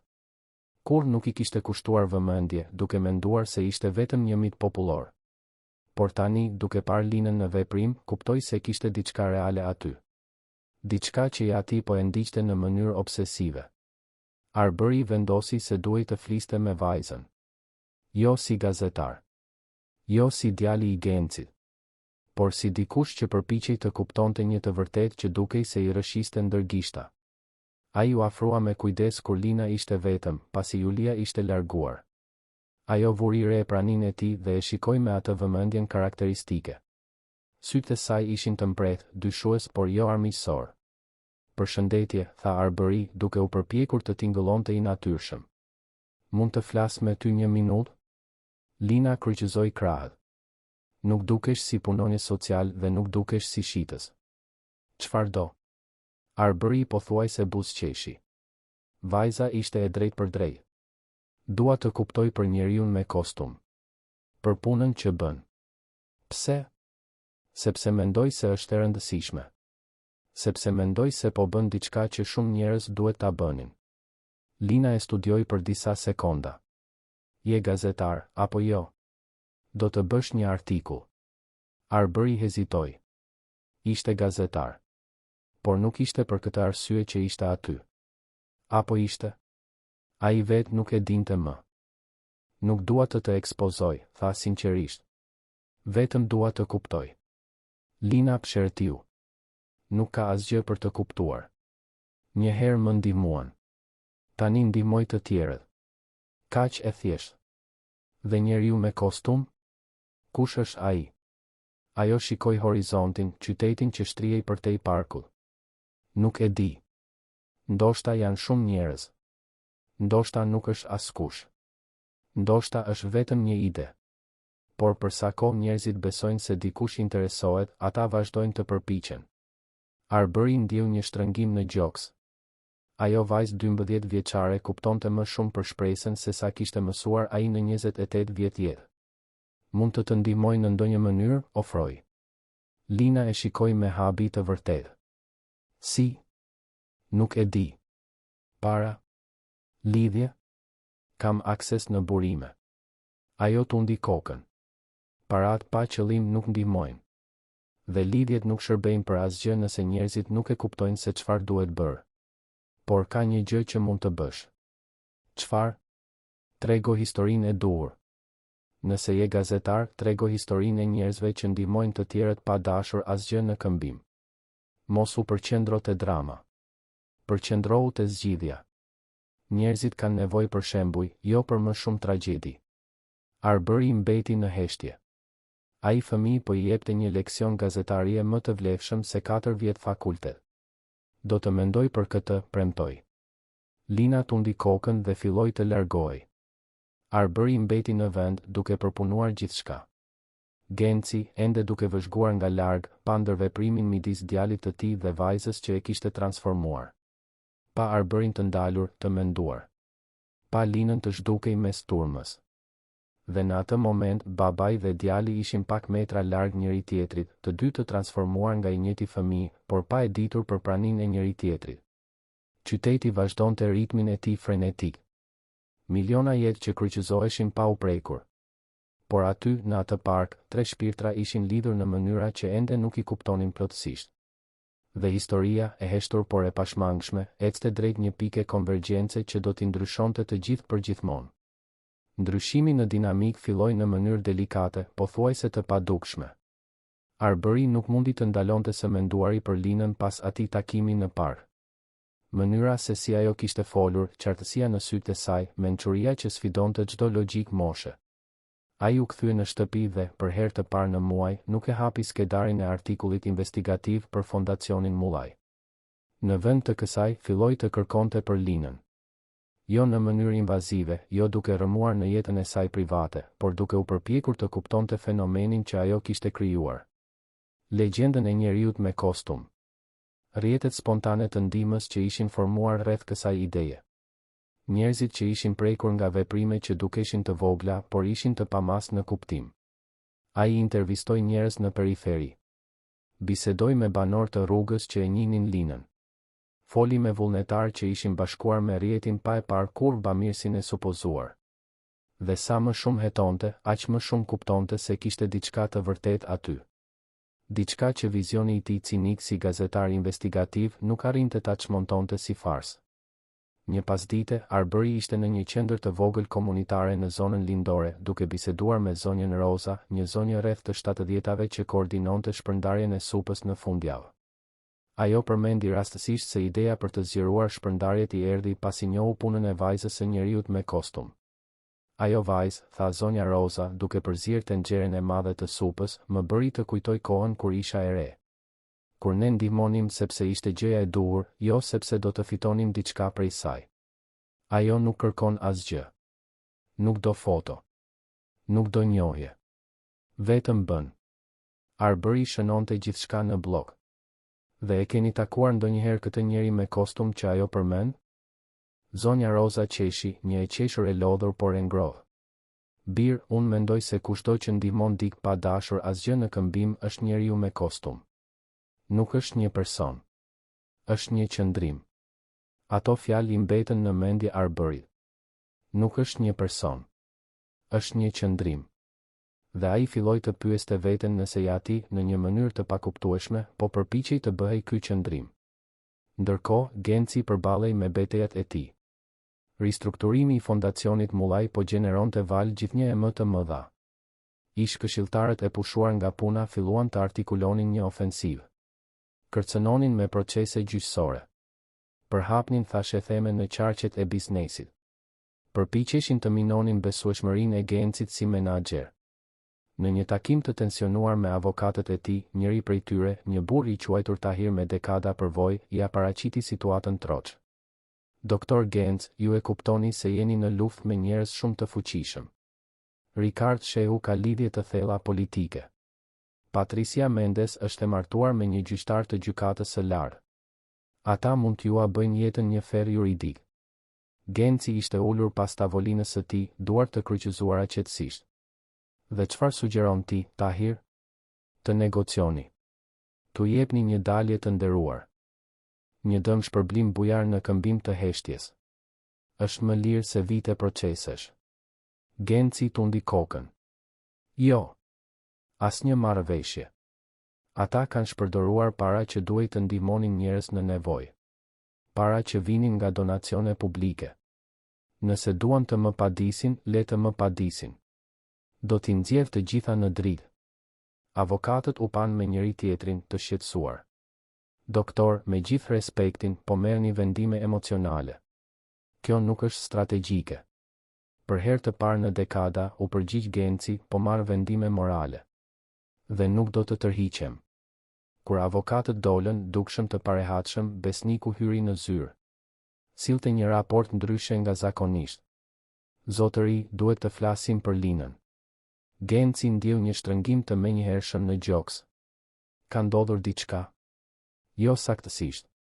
Por po vëzhgohet. Jo vetëm nga ne. Kemi identifikuar të paktën 2 persona të tjerë që duket se po ndjekin lëvizjet e saj. Kush? Njëra është një punonjëse sociale e quajtur Anisa.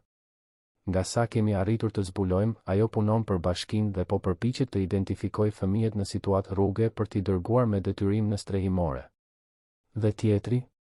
Besniku hezitoi. Tjetri është djali juaj. Arbëri ka qenë duke e ndjekur vajzën. Ka biseduar me të disa herë. Duket se po heton fenomenin e njeriut me kostum. Genci mbeti i palvizur. Arbëri. Djali i tij po hetonte pikërisht të njëjtin fenomen që ai e mbronte fshehurazi. Ironia ishte mizore. A e di ai për ndonjë lidhje me mua? Nuk duket. Sipas raporteve, ai po e trajton këtë si një histori me interes njerëzor. Por është arbëri. Nëse ai vendos të gërmojë mjaftueshëm thellë, do të gjejë transfertat, sistemet që ju keni ndryshuar, gjithçka. Genci kaloi dorën nëpër fytyrën e lodhur. Dhe punonjësia sociale? A paraqet rrezik për Linën? Mund të paraqes. Nëse ajo arrin të vërtetojë se Lina është në situatë të cenueshmërisë ekstreme, ka fuqi ligjore ta largojë nga rrugët me detyrim. Jo, tha Genci menjëherë. Kjo nuk mund të ndodhë. Zotëri, me gjithë respektin, ndoshta është më e mira për vajzën. Ajo ka nevojë për strukturë, arsim formal, ndjekje psikologjike. Ajo e ka provuar këtë dhe e ka refuzuar, u përgjigj Genci. Dhe unë do ta respektoj zgjedhjen e saj. Monitoro punonjësen sociale. Nëse ajo afrohet shumë, gjej një mënyrë ligjore për të vonuar procesin. Dokumentacion, burokraci, çfarëdo që të jetë e nevojshme. Besniku tundi kokën, por shpreha e tij ishte e një shqetësimi në rritje. Dhe për arbërin? Lëre të hetoj. Nëse ai zbulon të vërtetën, ndoshta është momenti i duhur. Besniku doli, duke e lënë Gencin vetëm me mendime që dukeshin shumë të rënda për t'u mbajtur në një trup të vetëm. Djali i tij duke hetuar. Një punonjëse sociale duke kërcënuar. Ish këshilltar duke artikuluar hakmarrje. Dhe në qendër të gjithçkaje, një vajzë që nuk dinte asgjë, vetëm ndiqte misionin e saj të heshtur të mirësisë. Lina, ndërkohë, filloi të vinte re ndryshime rreth saj. Transfertat bankare që arrinte të bënte po bëheshin më të lehta, sikur pengesa të padukshme të ishin hequr. Donacionet shfaqeshin në pika strategjike më shpesh. Dhe kishte një ndjesi të çuditshme, të vështirë për t'u emërtuar, se dikush po kujdesej për detajet që ajo nuk arrinte t'i kapte. Ajo ja përmendi këtë gjatë gjonit, një zotëri rreth të 60-ave që jetonte në rrugë prej dekadash dhe ishte bërë një lloj figure atërore për të. Po ndodh diçka e çuditshme, tha Lina, ndërsa ndanin një sanduiç në një strehë. Gjërat po bëhen më të lehta. Nuk di ta shpjegoj. Është sikur dikush po hap dyer. Gjagjoni, me sy me përvojë që kishin parë shumë nga jeta, buzëqeshi. Ndoshta njeriu me kostum është i vërtetë. Ndoshta ai po bën më shumë se sa imagjinon ti. Por unë e shpika atë, protestoi Lina. Unë e krijova atë histori për t'u dhënë shpresë njerëzve. Po sikur të mos e kishe shpikur? Po sikur të kishe zbuluar vetëm diçka që tashmë ekzistonte? Lina mbeti në heshtje, duke përpunuar. Ideja se njeriu me kostum mund të ekzistonte vërtet ishte në të njëjtën kohë ngushëlluese dhe e frikshme. Ngushëlluese sepse do të thoshte se nuk ishte vetëm në misionin e saj. E frikshme sepse do të thoshte se dikush po vëzhgonte, i përfshirë, dhe ajo nuk e dinte se kush apo pse. Atë natë, për herë të parë në muaj, Lina ndjeu frikë. Jo frikën e dhunës urbane, jo frikën e urisë apo të ftohtit. Por frikën se rjeti i saj i vogël i mirësisë ishte i lidhur me diçka më të madhe që nuk arrinte ta kontrollonte. Arbery, i vendosur të kuptonte historinë e plot, vendosi të bënte diçka të rrezikshme. Caktoi një drek me të atin. Diçka që nuk e bënin prej të paktën 2 vitesh. Genci e pranoi ftesën me habi të kujdesshme, pa pyetur për arsyen. Ata u takuan në një restorant diskret, larg vendeve ku Genci zakonisht bënte takime biznesi. Një vend i thjesht, me ushqim shtëpie, ku askush nuk do t'i njihte menjëherë. Biseda filloi e tensionuar, formale. Pyetje të sjellshme për punën. Përgjigje një fjalëshe. Derisa Arbery vendosi të shkonte drejt e në temë. Baba, e njeh një vajzë të quajtur Lina Kodra? Genci gati sa nuk e lëshoi pirunin. U kontrollua shpejt, por Arbery e vuri re reagimin. Pse pyet? Sepse kam qenë duke hetuar një fenomen social interesant. Një rrjet ndihme spontane që është formuar në periferi. Dhe kjo vajzë është në qendër të gjithçkaje. Dhe zbulova se ti ke treguar interes të kohëve të fundit për programet e orientuara drejt popullsisë së rrugës. Genci piu një glënjë ujë duke fituar kohë. Është e vërtetë. Fondacioni Mullaj por i drejton përpjekjet drejt veprimeve më të drejtpërdrejta dhe efikase. Por nuk është vetëm kaq, këmbënguli Arbery. Ti po kërkon specifikisht për fëmijët në situatë rruge. Për rrjetet komunitare të mbështetjes. Dhe e gjithë kjo filloi së fundmi. Pse? Genci e shikoi të birin, e shikoi vërtet për herë të parë në vite. Pa një burr serioz të përkushtuar që kërkonte të vërtetën. Pa dik që nuk ishte më djali që ai e kishte lënë pas dore në emër të ndërtimit të një perandorie. Zbulova se po bëja gjithçka gabim, tha Genci, zëri i tij i ulët por i prerë. Fondacioni ishte një fars. Unë isha një fars. Dhe ajo vajzë, pa e ditur, më tregoi rrugën e dur. Arbery mbeti në heshtje duke përpunuar. E njeh atë? Jo personalisht. Por vëzhgoi punën e saj. Dhe mësoi. Ti je njeriu me kostum? Pyetja mbeti pezull në ajër mes tyre. Genci mund ta mohonte. Mund të shmangej. Por duke parë Arberin, duke parë të njëjtin kërkim për të vërtetën që ai vetë ndjente, vendosi për sinqeritetin. Nuk jam. Ajo e krijoi këtë simbol pa e ditur. Por po përpiqem të bëhem idenje për të. Po përpiqem të jem njeriu që ajo imagjinoi. Arbery ndjeu diçka të thyej brenda tij. I gjithë zemërimi i akumuluar, e gjithë siguria se e njihte të atin, e gjithë narrativa që kishte ndërtuar për Genc Mullajn si një miliarder pa shpirt. Gjithçka po shembej përballë këtij rrëfimi të papërpunuar. Pse, pyeti, zëri i tij duke u thyer. Pse tani? Pse kjo vajzë dhe jo unë? Jo familja jote? Genci mbylli syt, dhimbja e vjetër më në fund gjeti fjalë. Sepse ajo nuk kishte asgjë për të fituar me mua. Sepse mirësia e saj ishte e pastër. Sepse ajo më kujtoi se kush isha para se të humbisja në para dhe pushtet. Dhe sepse, bir, unë dështova me ty në mënyra që kur nuk do të arrit t'i riparoj. Por ndoshta, vetëm ndoshta, mund të jem më i mirë tani e tutje. Baba, tha Arbery, lotët filluan t'i formoheshin, kam kaluar muaj duke të hetuar. Duke përgatitur një artikull që do të shkatëronte reputacionin tënd. Duke provuar se fondacioni Mullaj ishte i korruptuar. E di, u përgjigj Genci. E di që po hetoje. Dhe kishe të drejtë. Gjithçka që zbulove është e vërtetë. Fondacioni ishte i korruptuar. Unë e lejova të ishte. Dhe nëse ti vendos ta publikosh, nuk do të ndaloj. Arbery tundi kokën. Nuk dua më të shkatërroj. Dua të kuptoj. Atëherë më ndihmo, kërkoi Genci, zëri i tij i ngarkuar me një lodhje që shkonte përtej fizikes. Më ndihmo të mbroj këtë vajzë. Më ndihmo ta bëj këtë siç duhet. Për herë të parë në dekada, babai dhe djali po komunikonin vërtet. Jo përmes formaliteteve të zbrazta, por përmes cenueshmërisë së vërtetë. Çfarë i duhet asaj? Pyeti Arbery. Mbrojtje pa kontroll, u përgjigj Genci. Ajo refuzon të vendoset në strehimore sepse thot se kështu nuk mund t'i ndihmoj të tjerët. Ka nevojë për një mënyrë për të vazhduar misionin e saj, por me siguri minimale. Arsim të aksesueshëm. Dokumentacion të rregulluar. Por pa i hequr autonominë. Dhe punonisja sociale që po përpiqet ta largojë? Arbëri rudhi vetullat. Cila punonjëse sociale? Genci kuptoi se kishte zbuluar informacion që Arbëri nuk e kishte. Ka një punonjëse sociale të bashkisë të quajtur Anisa që po heton Linën për largim të mundshëm me detyrim. Arbëri mendoi shpejt. Mund të ndihmoj me këtë. Kam kontakte në bashki.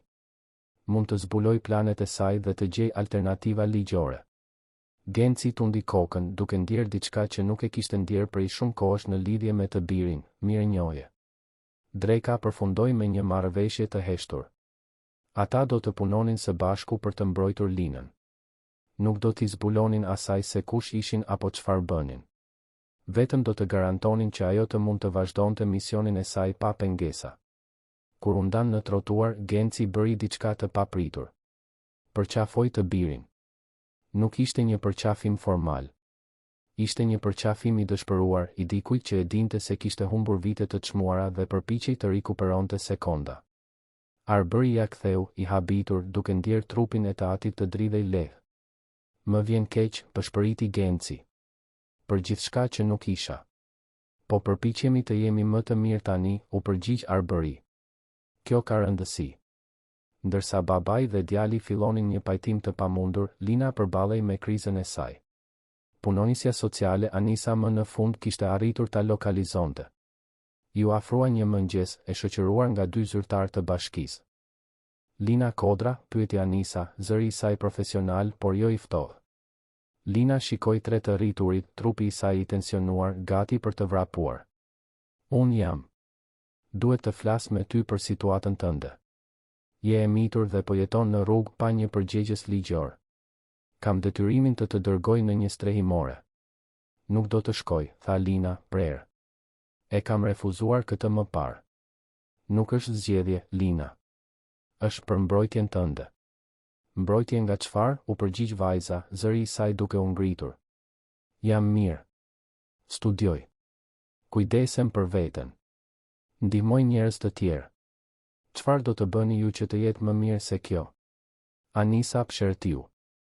Ajo kishte trajtuar 10 raste si ky. Fëmijë rezistent. Por kishte diçka ndryshe te Lina. Diçka që nuk përputhej me modelin e cenueshmërisë ekstreme që do të justifikonte largimin me detyrim. Ti studion? Si? Në bibliotekë. Internet falas. Video mësime. Libra të dhuruar. Dhe ha? Ku fle? Ha përmes ndihmave dhe asaj që arri të blej. Fle në vende të sigurta. Nuk përdor drogë. Nuk përfshihem në krime. Vetëm bëj mirë. Anisa e shikoi vajzën, e shikoi vërtet. Pa rroba të pastra, megjithse të vjetra. Pa higjien, megjithse bazike. Pa sy vigjilent, inteligjent, pa zbrazëtinë e dikujt që ka hequr dorë. Duhet të verifikoj kushtet e tua, tha Anisa. Do të shoqëroj për disa ditë. Nëse vërtet je mirë, mund të diskutojmë alternativa që nuk përfshin strehimoren. Lina e vlerësoi propozimin. Nuk ishte ideale, por ishte më mirë se të largohej me forcë. Dakord, pranoj.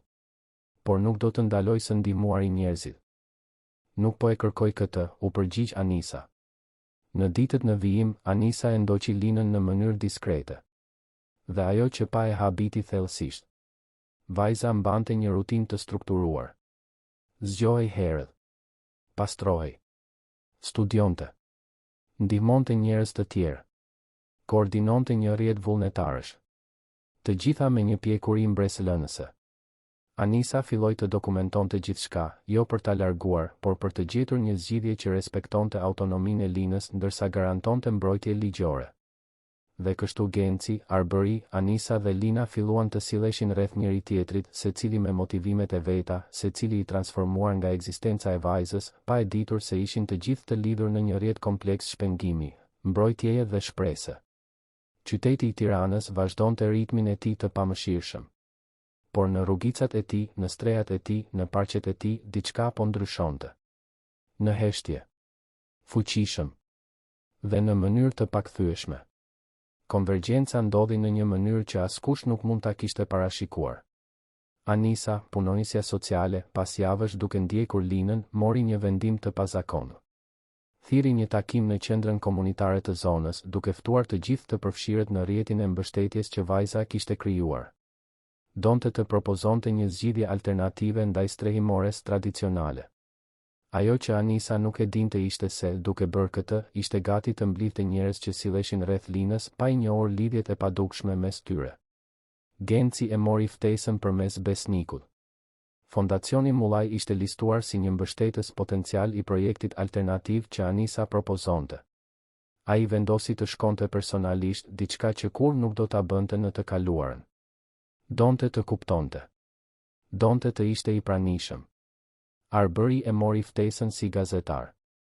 Anisa mendonte se historia e Linës mund të ishte një shembull i fuqishëm se si fëmijët në situatë rruge mund të mbështeteshin pa u larguar nga rrjetet e tyre të mbrojtjes komunitare.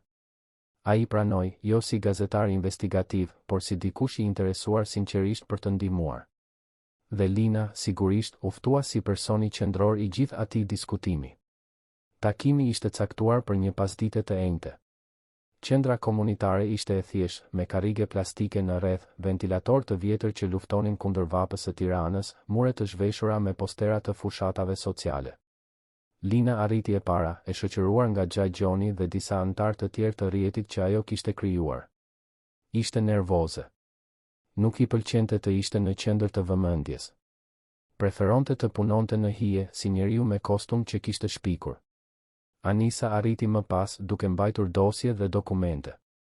E përshëndeti Linën me një buzëqeshje inkurajuese. Gjithçka do të shkojë mirë, tha. Më beso. Arbery hyri pak më vonë. Kur pa Linën, i bëri një shenjë diskrete. Ajo ja ktheu me një buzëqeshje të vogël.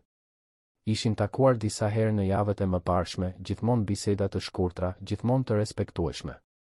Dhe pastaj hyri Genci. Lina nuk e njihte. Për të ishte vetëm një ekzekutiv tjetër me kostum, me siguri një përfaqësues i fondacionit që Anisa kishte përmendur. Por kur Arbery pa të atin, syt ju zgjeruan. Ai nuk e dinte se Genci do të vinte personalisht. Baba, tha me zë të ulët, i habitur. Genci tundi kokën, shpreha e tij e kontrolluar. Bir. Lina e vuri re dinamikën. Shikoi nga njëri te tjetri. Ju jeni baba e Bir? Arbery konfirmoi. Po. Babai im është president i fondacionit Mullaj. Lina rudhi vetullat. Kur nuk e kishte bërë lidhjen. Fondacioni Mullaj ishte organizata që e kishte ndihmuar vite më parë, kur ende jetonte me të ëmën. Donacioni që i kishte shpëtuar jetën në atë moment të vështirë. Ishte fondacioni juaj që më ndihmoi një herë, i tha ajo Gencit, zëri i saj i kujdesshëm. Disa vite më parë. Një pako ushqimore dhe ca para. Nuk ishte shumë, por bëri diferencë. Genci ndjeu gjoksin t'i shtrëngoi. Po, u përgjigj.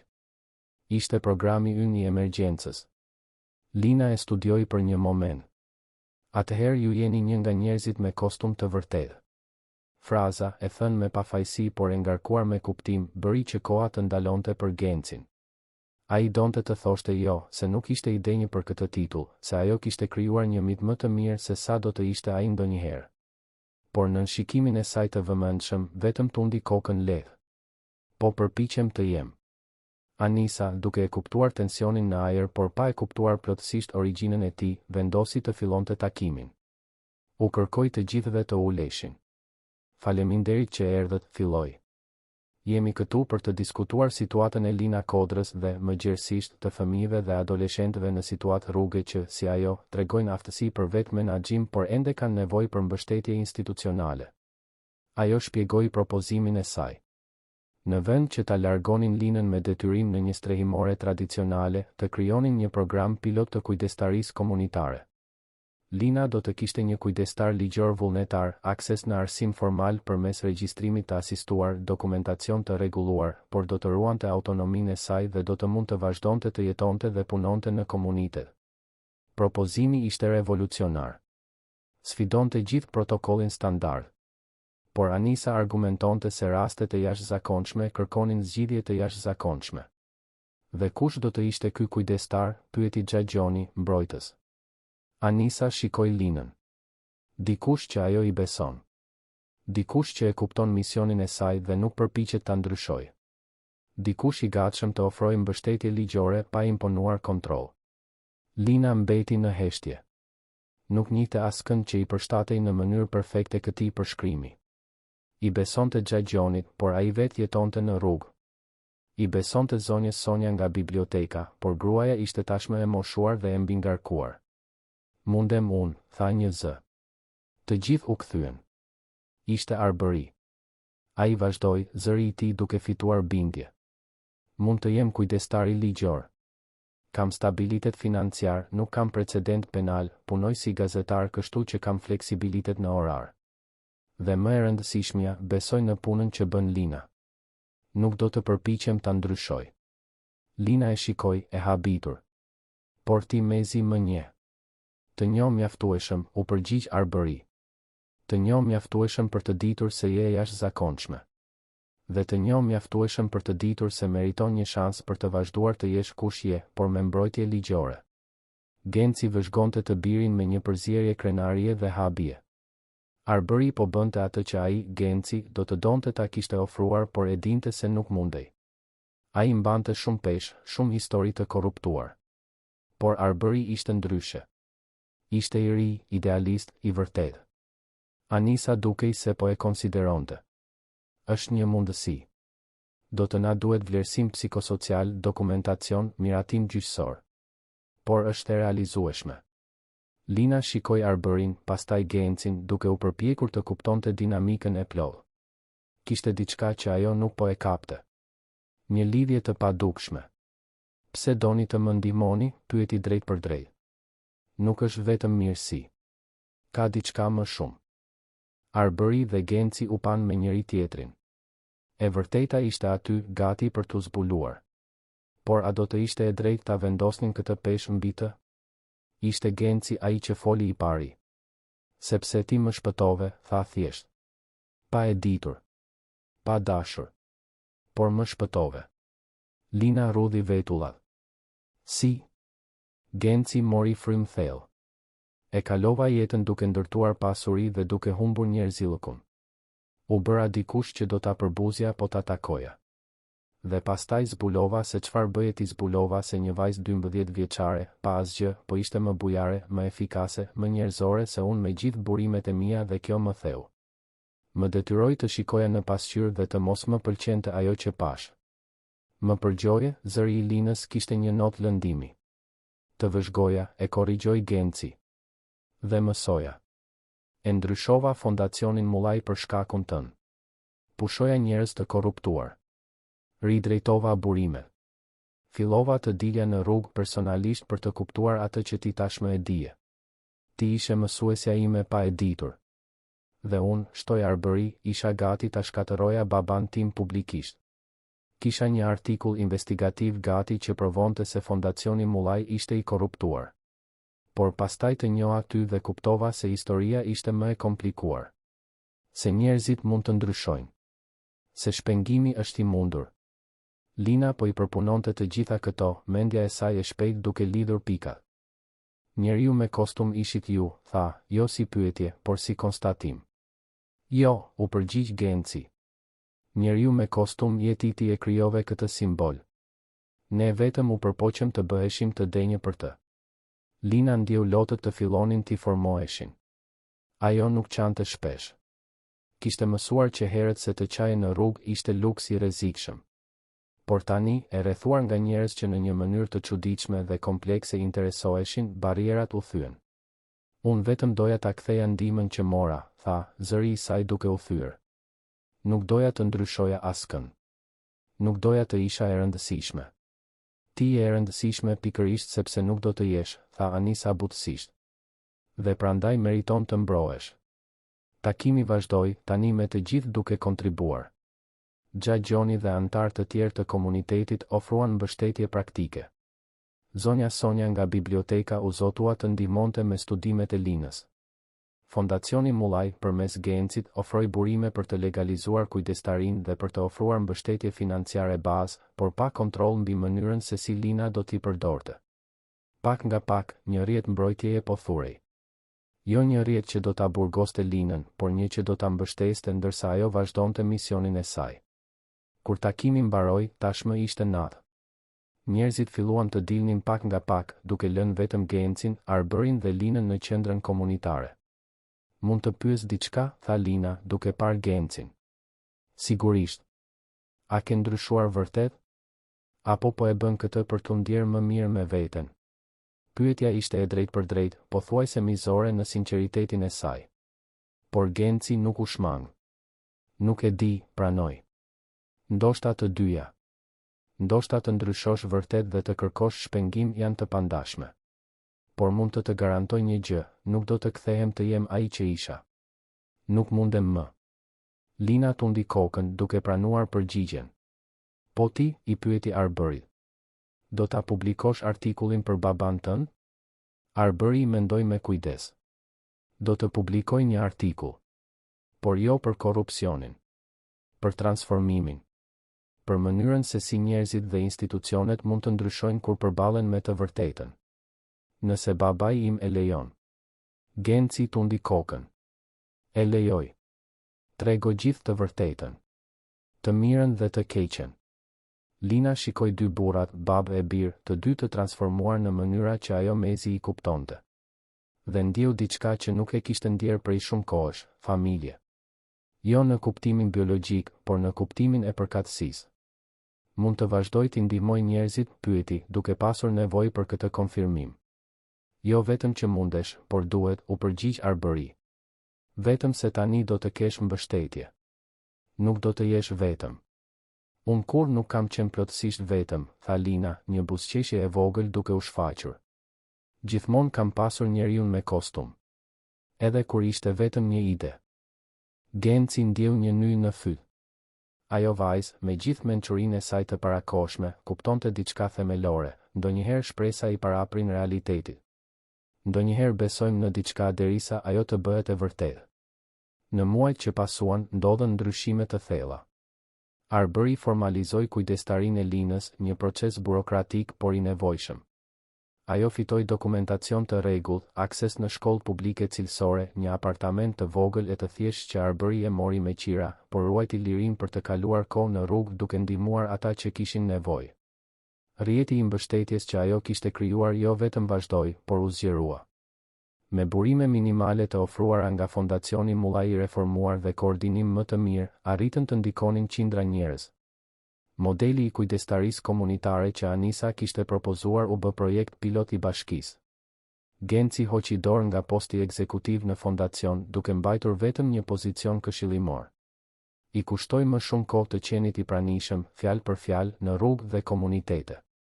U pajtua ngadalë me Arbërin, një pajtim i ndërtuar jo mbi justifikime të zbrazta, por mbi veprime të përbashkëta. Dhe Arbëri e publikoi artikullin e tij. Por nuk ishte artikulli denoncues që kishte planifikuar. Ishte një seri investigative mbi mënyrën se si strukturat e korruptuara mund të transformohen kur ka vullnet të vërtetë. Mbi mënyrën se si një fëmijë në situatë rruge frymëzoi ndryshime në një perandori financiare. Mbi mënyrën se si simbolet e krijuara nga shpresa mund të bëhen reale. Artikulli u bë viral. Jo sepse ishte skandalos, por sepse ishte i vërtetë. Dhe e vërteta, kur tregohet me sinqeritet, rezonon në mënyra që skandali kur nuk arrin. Lina u bë e njohur, diçka që fillimisht e vinte thellësisht në siklet. Por mësoi ta përdorte këtë dukshmëri për të amplifikuar kauza. U bë zëdhënëse jo zyrtare e fëmijëve dhe adoleshentëve në situatë rruge, gjithmonë duke këmbëngulur se ajo ishte vetëm një ndër shumë, jo një përjashtim për t'u festuar, por një shembull i asaj që është e mundur kur mbështesim pa kontrolluar. Njeriu me kostum la së qeni një mit dhe u bë një lëvizje. Njerëzit filluan të bënin veprime të vogla anonime mirësie, duke ja atribuar simbolit. Biznesmen dhuronin në mënyrë diskrete. Vullnetar shfaqeshin pa kërkuar njohje. Ideja që Lina kishte krijuar fitoi jetë të vetën, më e madhe se çdo person individual. Një pasdite me shi, gati një vit pas takimit në qendrën komunitare, Genci vizitoi Linën në apartamentin e vogël ku ajo tani jetonte. Ajo e priti me çaj dhe biskota, gjeste të thjeshta mikpritjeje që ajo kishte mësuar t'i vlerësonte. Ata biseduan për gjëra të përditshme për një kohë. Për studimet e Linës, e cila po shkëlqente në shkollë. Për projektin e ri të fondacionit për të krijuar më shumë programe të kujdestarisë komunitare. Për rrjetin e vullnetarëve që vazhdonte të rritej. Pastaj Genci tha diçka që e kishte ruajtur prej muajsh. Dua të tregoj një histori që nuk ja kam treguar pothuajse askujt. Lina e shikoi me vëmendje. Kur isha 8 vjeç, vazhdoi ai, jetoja në një fshat të varfër në malsinë e veriut. Familja ime mezi kishte çfarë të hante. Dhe një ujë që u shfaq në zonë. Ata ofronin kurse ndihmëse, ushqime, aktivitete. Unë u regjistrova. Dhe një nga vullnetaret, zonja Irena, vuri re se isha i zoti me numrat. Më inkurajoi. Më ndihmoi të studioja. Më bëri të besoja se mund të isha më shumë se origjina ime. Lina dëgjonte, duke kuptuar. Unë arrita të dilja nga varfëria për shkak të saj, tha Genci. Por rrugës vendosa të fshija gjithçka që më lidhte me atë të kaluar. Ndryshova mbiemrin. Preva kontaktet me familjen. Ushtira sikur kur nuk kisha qenë ai ideali i varfër. Dhe kur zonja Irena ndërroi jetë, as nuk shkova në varrim. Isha shumë i zënë duke ndërtuar perandorin time. Kishe turp nga vije, tha Lina, jo si gjykim, por si vëzhgim. Kisha turp, konfirmoi Genci. Dhe ti, pa e ditur, më detyrove të kujtoja. Të shikoja atë djalin që isha dhe të kuptoja se e kisha tradhtuar. E tradhtova atë dhe tradhtova gjithçka që zonja Irena besonte se mund të isha. Dhe tani, pyeti Lina. Tani po përpiqem ta nderoj atë djalë. Dhe të nderoj kujtimin e zonjës Irena. Edhe pse është shumë vonë. Lina mbeti në heshtje për një moment. Pastaj tha diçka që Genci do ta mbante me vete për gjithë jetën. Kur nuk është vonë për të qenë ai që duhej të ishe. Ato fjalë, të ardhura nga një vajzë që kishte gjithçka për të qenë e hidhëruar por zgjidhte shpresën, thyn barrierat e fundit që Genci mbante. Ai qau. Aty, në atë apartament të thjesht, përballë atij fëmije të jashtëzakonshëm, ai qau dekada pendimi. Lina nuk u përpoq ta ngushëllonte me fjalë të zbrazta. Vetëm qëndroi e pranishme. Dhe ndonjëherë prania është ngushëllimi më i madh. Kur Genci u përmblodh, e falenderoi. Jo vetëm për atë moment, por për gjithçka. Për ekzistencën. Për të qenit ajo që ishte. Për të pasur krijuar një gënjeshtër kaq të bukur saqë u bë e vërtetë. Unë nuk krijova asgjë, u përgjigj Lina. Vetëm besova. Dhe besimi, kur është mjaftueshëm i fortë, e transformon botën. Vitet kaluan. Lina u rrit, u bë e rritur, u diplomua për punë sociale, u specializua në punë komunitare. Kur nuk e humbi thelbin që e përcaktonte, aftësinë për të parë njerëz, jo statistika. Për të vepruar, jo vetëm për të planifikuar. Për të besuar kur do të ishte më e lehtë të hiqje dorë. Genci u plak me më shumë dinitet se sa kishte jetuar në pjesën më të madhe të jetës. I kushtoi vitet e tij të fundit projekteve sociale të vërteta, gjithmonë duke refuzuar vëmendjen, gjithmonë duke ia drejtuar meritën komuniteteve. Rindërtoi ngadalë marrëdhënien me familjen që kishte braktisur, duke kërkuar falje aty ku ishte e mundur, duke bërë riparime aty ku pranohej. Arbery u bë një gazetar i njohur jo për skandale, por për histori transformimi. Shkroi një libër për fenomenin e njeriut me kostum që u bë referencë në lëvizjet sociale të bazuara në veprim të drejtpërdrejtë dhe simbole kolektive. Dhe rrjeti që Lina nisi, vazhdoi të rritej. U përhap në qytete të tjera. Frymëzoi lëvizje të tjera. Provoi se ndryshimi real nuk ka nevojë për struktura të mëdha, vetëm për njerëz të gatshëm për të vepruar. Dekada më vonë, një pasdite me diell, Lina ishte në një leksion për studentët e punës sociale. Një ere ngriti dorën dhe pyeti, si e filluat gjithë këtë? Si arriti një fëmijë i vetëm të krijonte diçka kaq të madhe? Lina buzëqeshi, atë të njëjtën buzëqeshje që çarmatoste cinizma. Unë kur nuk isha vetëm, u përgjigj. Edhe kur dukej se isha. Gjithmonë ka pasur njeriu me kostum. Ideja se dikush interesoi. Dhe kur besojmë se dikush interesohet, fillojmë të interesohemi edhe ne. Dhe pastaj cikli përjetësohet. Por njeriu me kostum ekzistonte vërtet, këmbënguli e reja. Lina mendoi për Gencin, i cili ishte ndarë nga jeta disa vite më parë, i rrethuar nga familja e pajtuar. Mendoj për Arberin, i cili vazhdonte punën e tij gazetareske me integritet. Mendoj për Anisën, për Xhaxhonin, për zonjën Sonja, për të gjithë njerëzit që formuan atë rrjet. Po, tha më në fund. Ai ekziston. Nuk është një person. Është një qëndrim. Është zgjedhja për të ndihmuar edhe kur askush nuk po shikon. Për të besuar edhe kur duket e pamundur. Për të qenë i mirë në një botë që mëson cinizmin. Ajo bëri një pauzë, duke parë audiencën e të rinjve plot ideale. Dhe të gjithë ju mund të jeni njeriu me kostum. Ose gruaja me kostum. Ose thjesht njerëz që zgjedhin të bëjnë diferencën. Nuk ka nevojë për para. Nuk ka nevojë për pushtet. Ka nevojë vetëm për vullnet dhe për të besuar se veprimet e vogla, të shumëzuara me miliona njerëz, e transformojnë botën. Leksioni përfundoi me duartrokitje. Por Lina e dinte se duartrokitjet nuk kishin rëndësi. Ajo që kishte rëndësi ishin veprimet që ata të rinj do të ndërmerrnin më pas. Nëse të paktën disa do të dilnin prej andej dhe do të ndihmonin një person. Nëse të paktën disa do të besonin se mirësia nuk është dobësi, por forca më e madhe që ekziston. Atë natë, vetëm në apartamentin e saj të thjesht por komod, Lina shikoi nga dritarja Tiranën. Qytetin që e kishte krijuar, e kishte sfiduar, e kishte transformuar. Dhe i pëshpëriti natës, faleminderit, njeri me kostum. Kudo që të jesh. Dhe ndoshta, diku midis mbikalimeve dhe strehave, midis qiellgërvishtësve dhe lagjeve të varfra, midis betonit dhe shpresës, shpirti i atij simboli buzëqeshi. Sepse në fund, protagonisti i vërtet kur nuk ishte miliarderi që u shpengua. Kur nuk ishte gazetari që zgjodhi të vërtetën mbi hakmarrjen. Kur nuk ishte as punonjësja sociale që rrezikoi karrierën për një zgjidhje inovative. Ishte vajza e vogël me emër të shkurtër dhe shpirt të pamas që u mësoi të gjithëve se mirësia nuk është performancë. Është zgjedhje. Dhe se kjo zgjedhje, e bërë vazhdimisht ditë pas dite, person pas personi, është ajo që ndërton një botë ku ja vlen të jetohet. Lina fiku dritën dhe fjeti. Dhe ëndërroi për një të ardhme ku më shumë njerëz do të besonin. Ku më shumë njerëz do të vepronin.